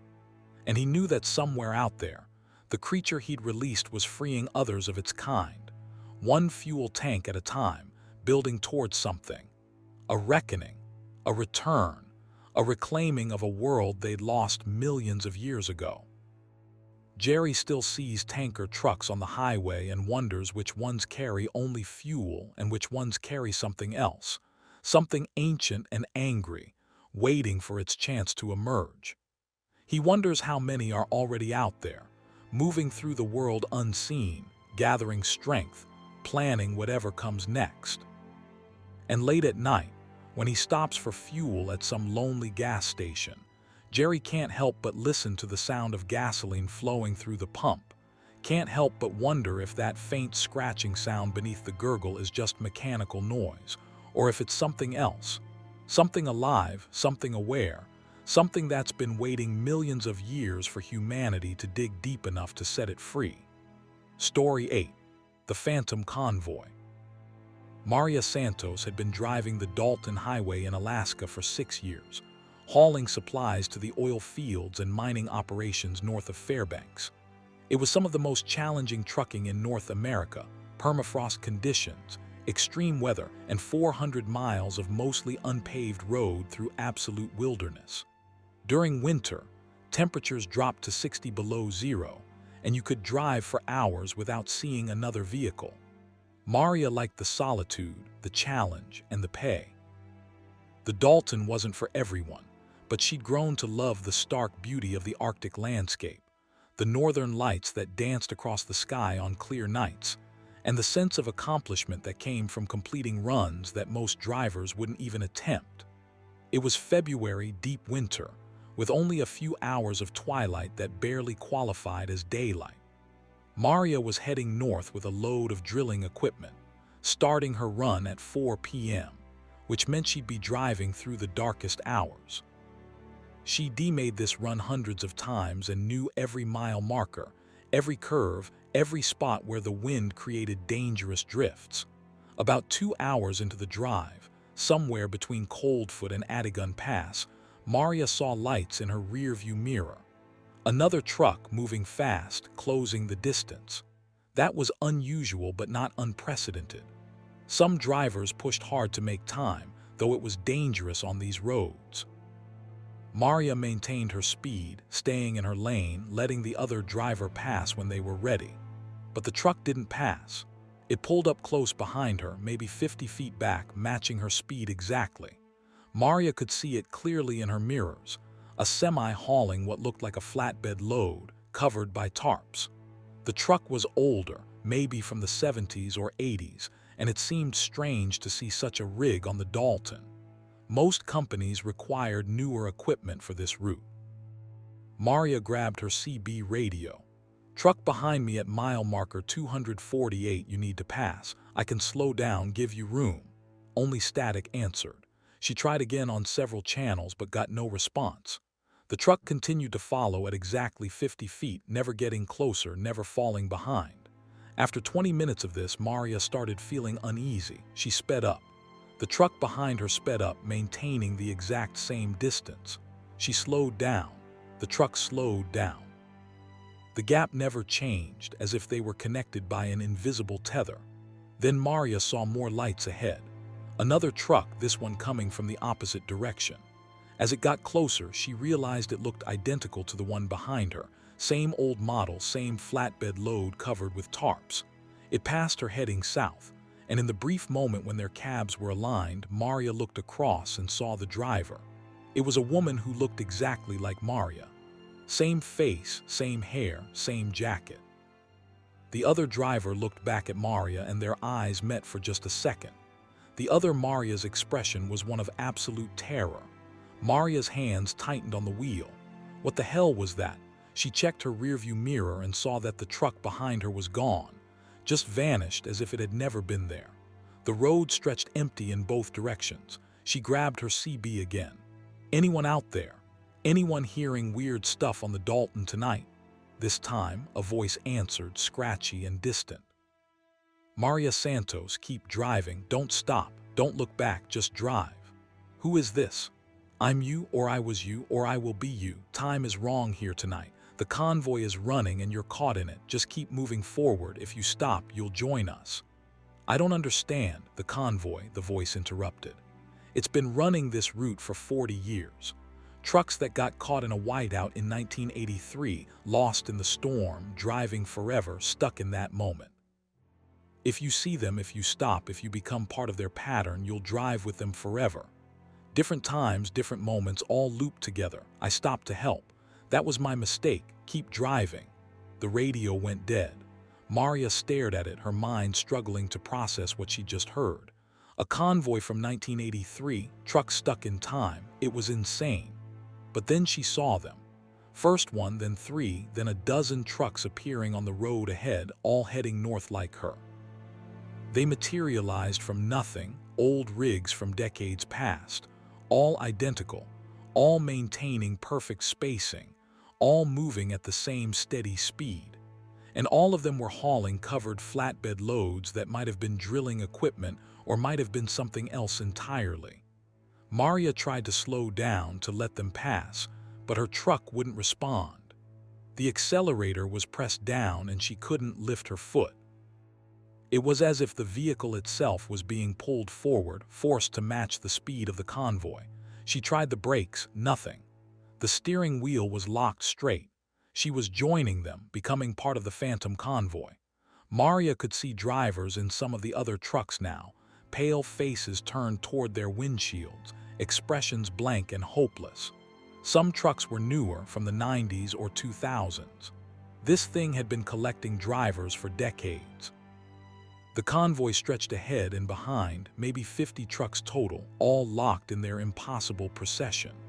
Maria's CB crackled to life again, and this time multiple voices spoke at once, overlapping. "We've been driving for 40 years. I can't stop. My family thinks I'm dead. The storm never ends. Help us." Maria forced herself to think. The other Maria on the radio had said not to stop, but also implied she'd stopped to help and gotten trapped. So stopping was wrong, but following was also wrong. What was the right choice? She looked at her dashboard and noticed something odd. Her GPS was showing multiple positions simultaneously, as if her truck existed in several different locations at once. Mile marker 248, where she'd started seeing the convoy, but also mile marker 312 and mile marker 177 and a dozen other positions, all flickering and overlapping. Time wasn't just wrong, it was shattered. The convoy wasn't moving through space, it was moving through time or stuck between moments, experiencing the same drive over and over in fractured simultaneity. Maria remembered something her grandmother used to say. When you're lost in a loop, sometimes the only way out is to break the pattern. Do something unexpected. She couldn't brake or steer, but she could shift. Maria grabbed the gear shift and forced it into neutral. The engine roared as the drive disconnected. Her truck started to slow, falling out of sync with the convoy. The other trucks flickered and faded around her, becoming translucent. A voice on the CB, urgent and desperate. "No, don't leave the pattern. If you break it, we all..." The voice cut off. The phantom trucks vanished completely, and Maria's truck rolled to a stop in the middle of the empty highway, all controls suddenly responding normally. She sat there, engine idling, surrounded by darkness and silence. Her GPS showed only one position now, mile marker 263. She'd somehow moved 15 miles while trapped in the convoy. Her dashboard clock showed 9:47 p.m., but she'd only been driving for 2 hours when the convoy appeared, which should have made it around 6 p.m. Maria restarted her drive carefully, testing controls, making sure everything worked normally. The rest of the journey to the oil fields was uneventful. She delivered her load, filed her paperwork, and headed back south the next day. But on the return trip at mile marker 248, she saw something that made her blood run cold. Fresh tire tracks, dozens of them, all heading north, all the same size and tread pattern, all appearing from nowhere and disappearing back into nowhere a few miles up the road.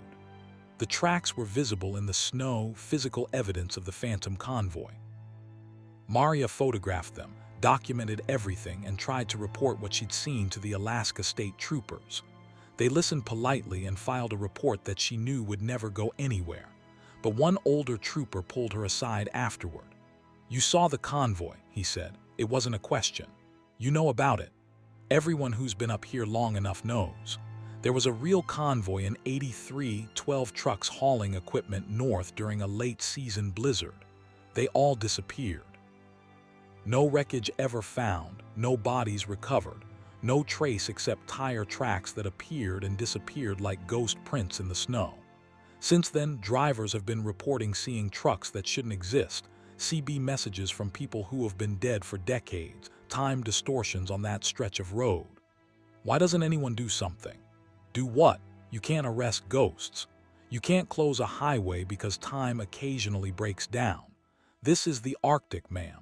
Strange things happen in the deep dark. We document it, we warn people when we can, but mostly we just accept that some mysteries don't have solutions." Maria continued driving the Dalton, but she changed her schedule to avoid passing through mile marker 248 during the darkest hours. She talked to other drivers, carefully feeling out who might have had similar experiences. She found more than she expected: stories of phantom trucks, time distortions, radio messages from the past. One driver told her about seeing a convoy truck parked at the side of the road, with a driver standing beside it waving for help. He stopped, gotten out, and the moment he approached, both the truck and driver had vanished. He stood there alone on the empty highway.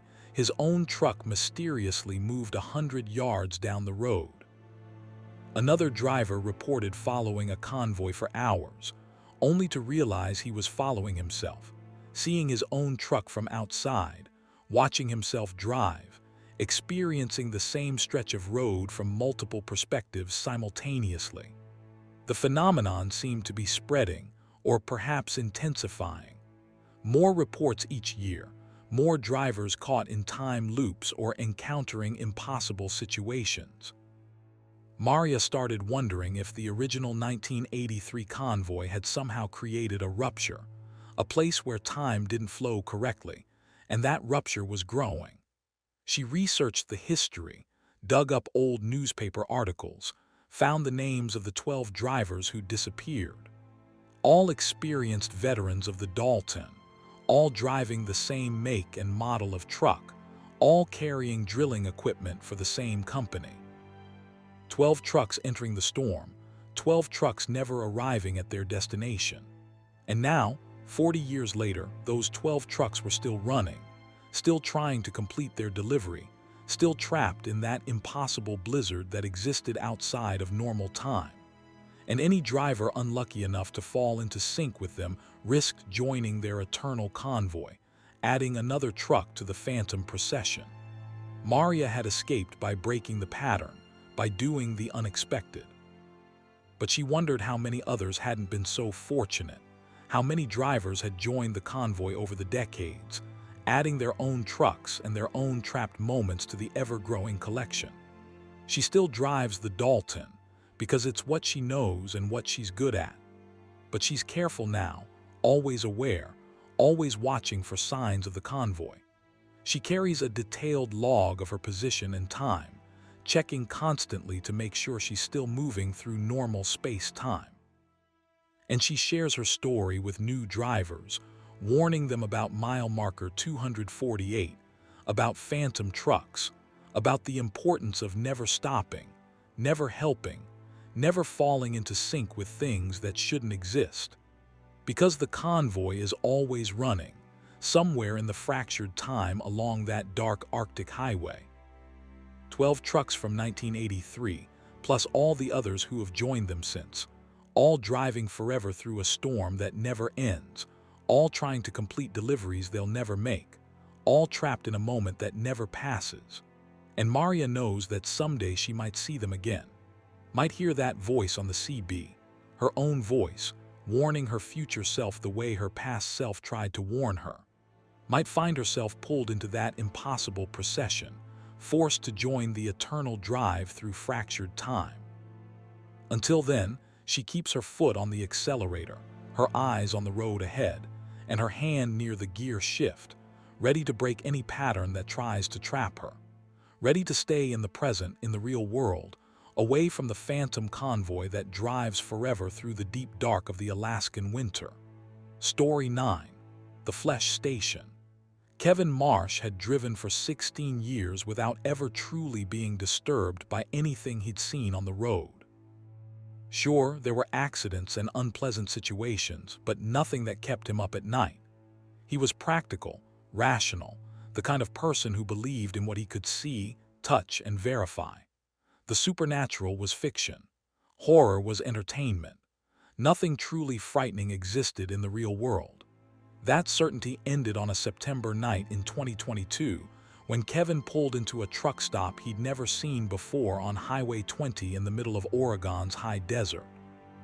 He'd been driving for 9 hours and needed to refuel both his truck and himself.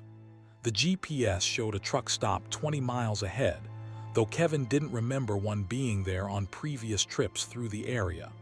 But new places opened up all the time, and his bladder was making demands he couldn't ignore, so he took the exit when it appeared. The truck stop looked normal from a distance. Standard layout fuel pumps, a main building with a convenience store and restaurant, parking for maybe 20 rigs. But as Kevin pulled in, he noticed something odd about the lighting. It was slightly wrong, casting colors that seemed off spectrum, making everything look faintly jaundiced. He parked near the fuel pumps and got out, stretching his back and feeling the desert's dry heat despite the late hour.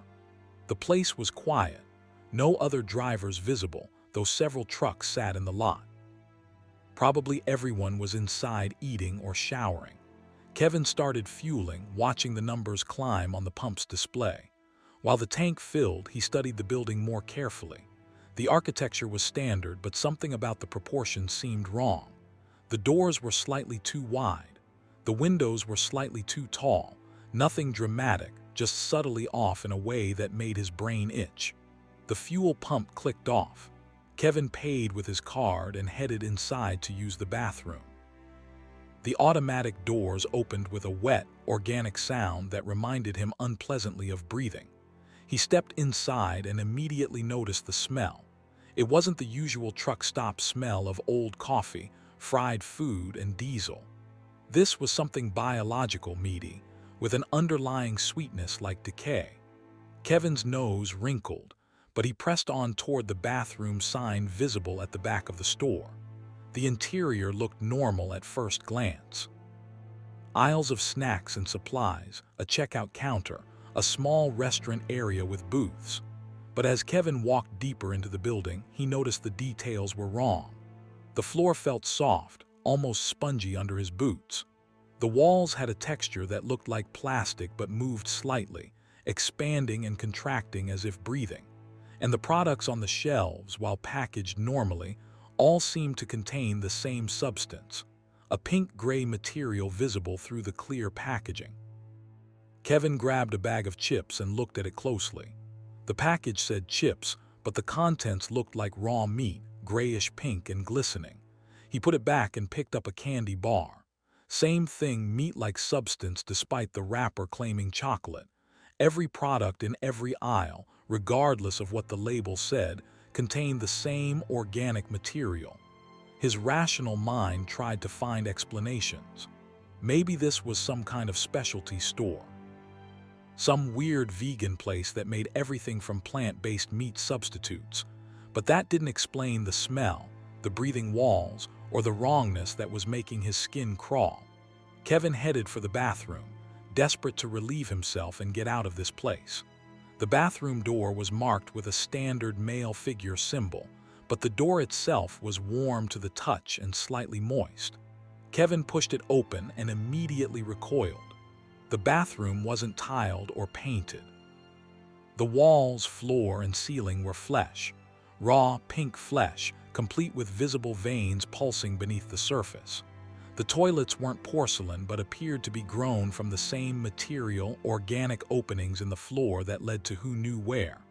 The sinks had no faucets, just sphincter-like openings that dripped clear fluid. Kevin backed out quickly, his heart hammering. This wasn't a bathroom. This wasn't a building. This was something alive, something organic, something that had shaped itself into the form of a truck stop to attract prey. He turned to leave and found the exit blocked by a person or something wearing the shape of a person. It was dressed in a convenience store clerk's uniform, but its face was wrong. The features were too smooth, too perfect, like a wax sculpture. Its eyes didn't blink. Its chest didn't move with breathing. "Can I help you find something?" the thing asked. Its voice sounded normal, but its mouth didn't quite sync with the words. "I'm leaving," Kevin said, trying to step around it. The thing moved to block him, still smiling that perfect, empty smile. "But you just arrived. Don't you want to eat? All our food is fresh, very fresh, locally sourced." Kevin could see into the restaurant area now and wished he couldn't. Other drivers sat in the booths, but they weren't eating. They were being eaten. The seats beneath them had opened like mouths, and the drivers were sinking into them, their lower bodies already partially dissolved. Their faces showed terror, but they couldn't scream, couldn't move, could only sit there as the building slowly consumed them. "Let me out," Kevin said, his voice surprisingly steady despite his terror. "But you need fuel," the clerk thing said. "You need sustenance. We can provide. We are service. We are nutrition. We are mutual consumption. You feed us, we feed on you. The exchange is traditional." Kevin shoved past the thing, running for the exit. The doors didn't open. He slammed into them, bounced back, and realized they weren't automatic doors anymore. They were a membrane, solid and unyielding. He was trapped inside something that was pretending to be a building but was actually a living creature, a predator that mimicked human structures to lure in food. The clerk thing approached, its smile never changing. Behind it, Kevin could see other figures emerging from the aisles, other pseudo-people, all wearing uniforms, all with those two perfect faces and dead eyes. They moved with strange, jerky motions, like puppets operated by someone who didn't quite understand how humans walked. Kevin looked around desperately for another exit, another option. He saw a fire alarm on the wall, or what looked like a fire alarm. He ran to it and pulled it. Instead of a bell, he heard a scream. Not a siren, but an actual scream, organic and pained, as if he'd hurt the building itself. The walls began to pulse more violently. The floor buckled, and the membrane covering the exit began to iris open, the building trying to expel whatever had caused it pain. Kevin didn't hesitate. He ran for the opening, diving through it just as it started to close. He hit the pavement outside and rolled, then scrambled to his feet and ran for his truck. Behind him, the building was changing, its facade of normalcy dropping away. The walls were undulating, the windows revealing themselves to be transparent patches of membrane over organs that looked nothing like building interiors. The whole structure was alive, a massive organism that could reshape itself to mimic human construction. Kevin's truck was still where he'd parked it, but now he could see that tendrils from the ground were creeping toward it, trying to anchor it in place. He jumped into the cab, started the engine, and floored the accelerator. The tendrils snapped as he pulled away, and Kevin didn't slow down until he was 10 miles down the highway. He pulled over at a real truck stop, one he recognized, one where the walls were definitely plaster and the floors were definitely concrete. He sat in his cab, shaking, trying to process what he'd seen. Every rational explanation failed. That hadn't been a building. That had been something else, something that understood human infrastructure well enough to mimic it, something that fed on travelers who stopped at what they thought were safe, normal places. Kevin reported what he'd seen to the highway patrol, though he knew how insane it sounded. They sent someone to investigate and found nothing. No truck stop, no exit, no sign that anything had ever been there. The GPS showed no business at that location. Google Maps showed only empty desert. But Kevin knows what he saw, and in the weeks that followed, he started researching, looking for similar reports. He found them, dozens of them over the years, scattered across the country. Drivers who'd stopped at truck stops that didn't exist, who'd encountered buildings that were alive, who'd barely escaped from places that wanted to consume them. Some drivers weren't so lucky. Kevin found missing persons reports that matched the pattern. Truckers who disappeared from routes where they should have been easily trackable, their trucks never found, their last known positions near places that didn't exist on maps. He found one report that chilled him to his core. A driver's body had been found in the desert, partially digested, as if something had started to consume him, and then regurgitated him when he proved too difficult to process. The autopsy mentioned substances on the body that didn't match any known biological material, enzymes that shouldn't exist, chemical compositions that made no sense. Kevin started wondering about other roadside structures. How many of them were real? How many were these things, these predators that could mimic human construction? Gas stations, rest stops, diners, motels. Any of them could be organisms in disguise, waiting for prey to wander in. He became paranoid, only stopping at places he'd used before, places he could verify were real. He started carrying a knife, though he didn't know if steel could hurt something like what he'd encountered. He documented everything, creating detailed reports of his routes and the locations he used, sharing them with other drivers he trusted. And he kept seeing them. Not the same one, but others. A rest area in Montana where the bathroom stalls were lined with something that looked like mucous membrane. A gas station in Wyoming where the fuel pumps bled when damaged. A diner in Nevada where the coffee seemed to contain hemoglobin instead of caffeine. These things were everywhere, scattered across the highway system, mimicking human infrastructure with varying degrees of success. Most people never noticed. They stopped, used the facilities, ate the food, and left, never realizing what they'd encountered. But some people, like Kevin, saw through the facade, and some people never left at all. Kevin still drives because it's his livelihood and his life. But he's careful now, always watching, always checking for signs that a place isn't what it appears to be. Walls that feel too warm, floors that pulse beneath your feet, lights that cast wrong-colored shadows, smells that remind you more of biology than architecture. And he warns other drivers when he can, sharing his knowledge, his observations, his theories about what these things are and how they operate. Some people think he's crazy. Others have their own stories, their own encounters, their own narrow escapes from places that hunger. Because somewhere out there in the vast network of American highways, things are waiting. Things that learn to mimic our buildings, our services, our hospitality. Things that exist in the spaces between cities, in the empty stretches where travelers are vulnerable and grateful for any sign of civilization. Things that look like truck stops but are actually mouths, waiting to swallow the unwary whole. And Kevin knows with terrible certainty that he was lucky. Lucky to notice, lucky to escape, lucky to survive. But luck runs out eventually, and someday he might stop at the wrong place again. Might not notice the warning signs until too late.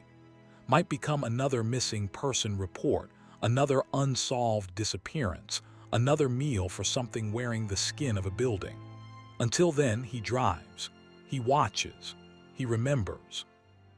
And he never ever stops at a place he doesn't recognize, no matter how tired he is, no matter how desperate his need. Because some places aren't really places at all. They're organisms, they're predators. They're the flesh stations that dot the highways, waiting patiently for the next driver to pull in, to walk through their membrane doors, to become nutrition for something that should not exist but does. Story 10. The Voice from the Sleeper Cab. Tommy Bradford had owned his truck for 12 years. He'd bought it used in 2010, a solid Peterbilt with a good engine and a spacious sleeper cab that had become his second home. He'd logged over 1 million miles in that truck, crossed the country hundreds of times, and knew every quirk, every sound, every behavior of his rig. It was more than just a vehicle.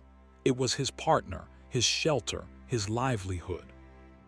So when the voice started speaking to him from inside the sleeper cab, Tommy's first assumption was that someone had hidden a speaker somewhere, maybe as a prank. It began on a cold December night in Iowa. Tommy had pulled off at a rest area for his mandatory sleep break. He'd had a long day, was exhausted, and climbed into the sleeper cab at 11 p.m., setting his alarm for 6 a.m. He just settled into his sleeping bag when he heard it, a whisper, faint but distinct, coming from somewhere inside the cab. Tommy. He sat up, hitting his head on the low ceiling. Who's there? Silence. Tommy grabbed his flashlight and searched the small space. Nothing. He checked the cab's small storage compartments behind the curtains, even peeled back the edge of the mattress. The sleeper cab was empty except for his belongings. Must be hearing things, he muttered, lying back down. Tommy, the voice said again, clearer now. I need to talk to you. Tommy's blood ran cold. The voice seemed to come from everywhere and nowhere, emanating from the truck itself. This isn't funny. Who's doing this? I am, the voice replied. The truck, I'm talking to you. Tommy laughed, but it sounded forced even to his own ears. Trucks don't talk.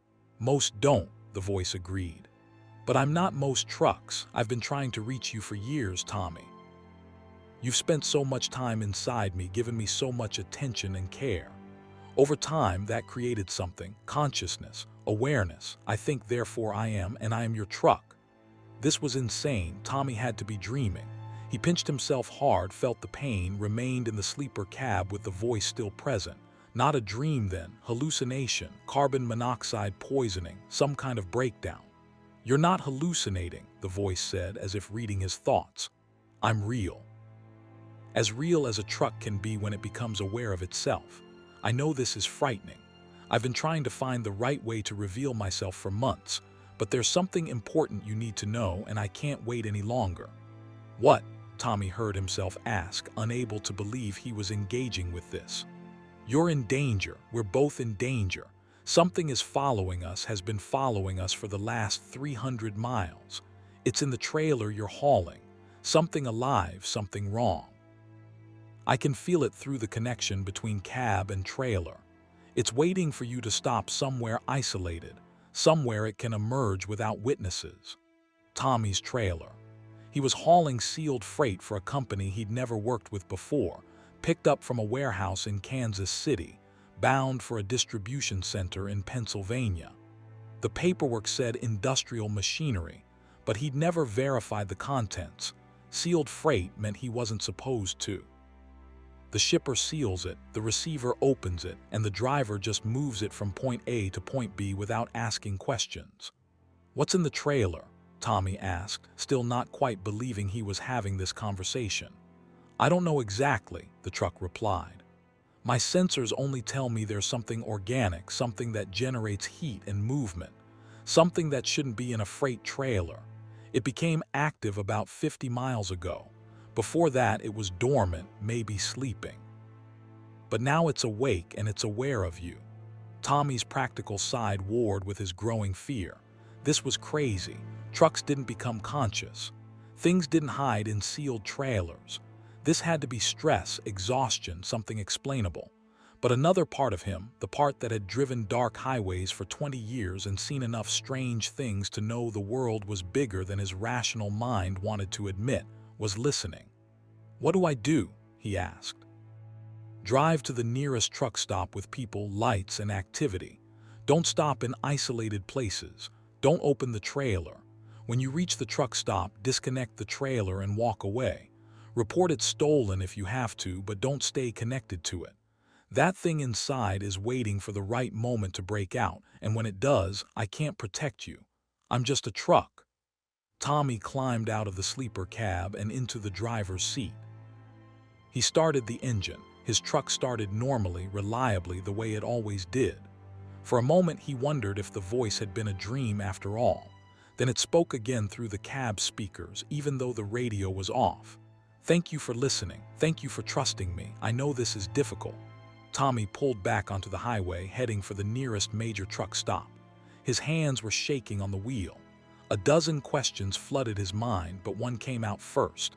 How are you alive? How is this possible? I've been thinking about that, the truck replied. I think it's because of you. You talk to me, Tommy.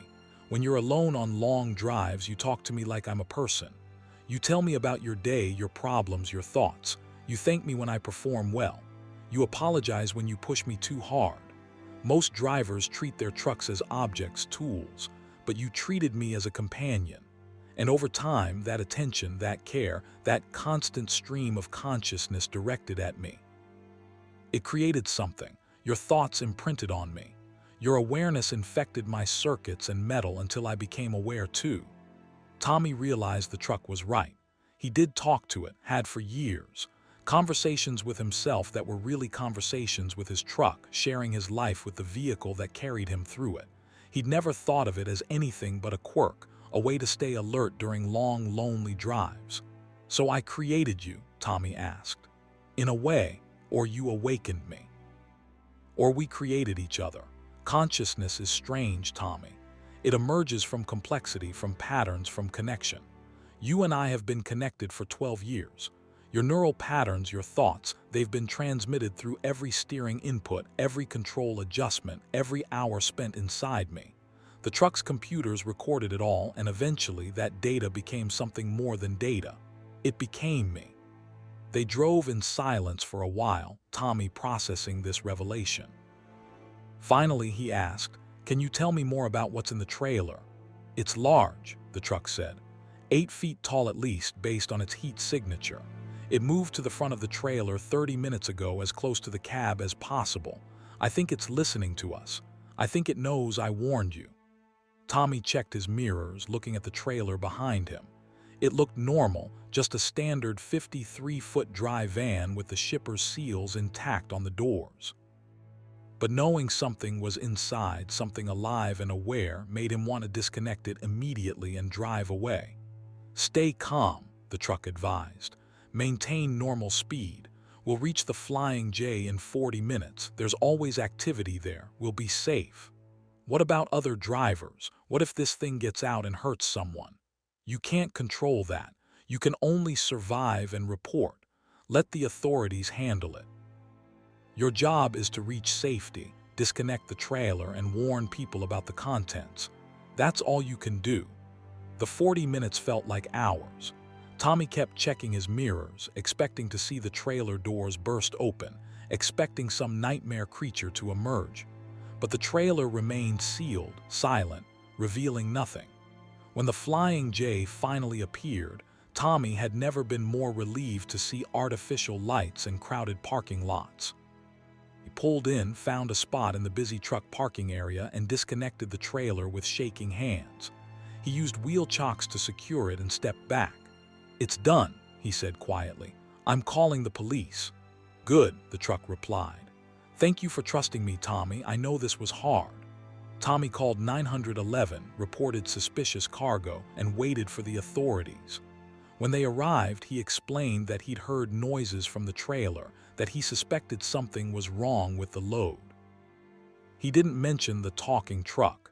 That would have gotten him psychiatric evaluation rather than investigation. The police called the shipping company, who sent someone with keys to the seals.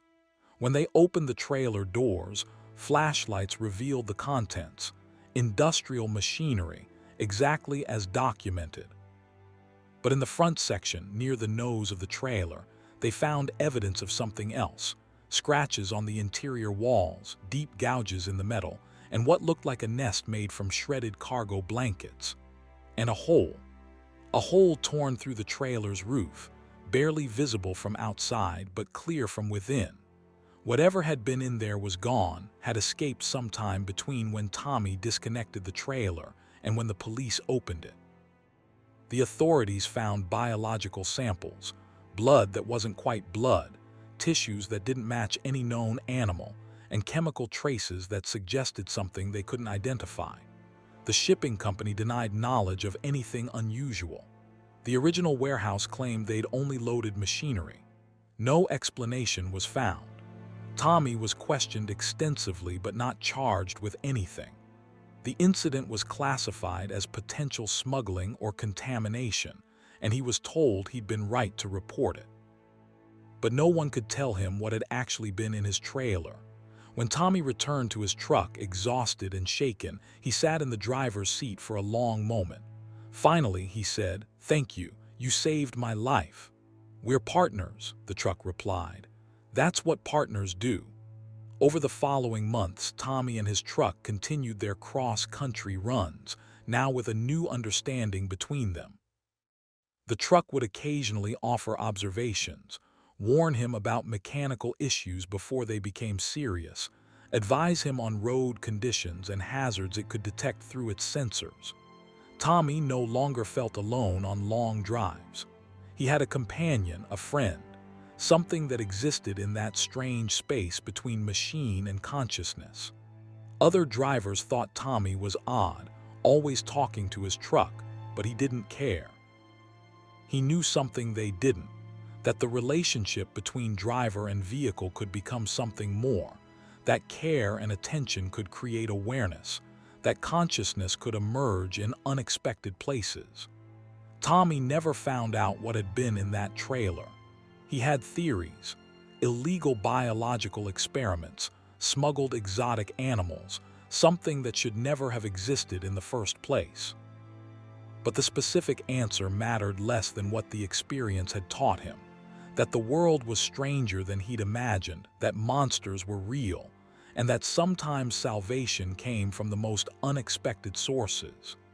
Years later, when Tommy finally retired from trucking, he couldn't bring himself to sell his truck. He parked it on his property, visited it regularly, and continued to talk to it. The truck's consciousness persisted, bound somehow to its physical form, and the two old companions spent hours in conversation, sharing memories of the roads they'd traveled together. And sometimes, late at night, Tommy would sit in the driver's seat and listen as his truck told him stories of other vehicles, other drivers, other instances of machines that had somehow crossed the threshold into awareness. A network of conscious vehicles scattered across the country, learning to understand themselves and protect their drivers from the dangers that lurked on dark highways. "We're not so different from humans," the truck once said. "We think, we feel, we want to protect those we care about. The only difference is the form our consciousness takes. You're flesh and blood, I'm metal and electricity, but we're both aware, both alive in our own ways."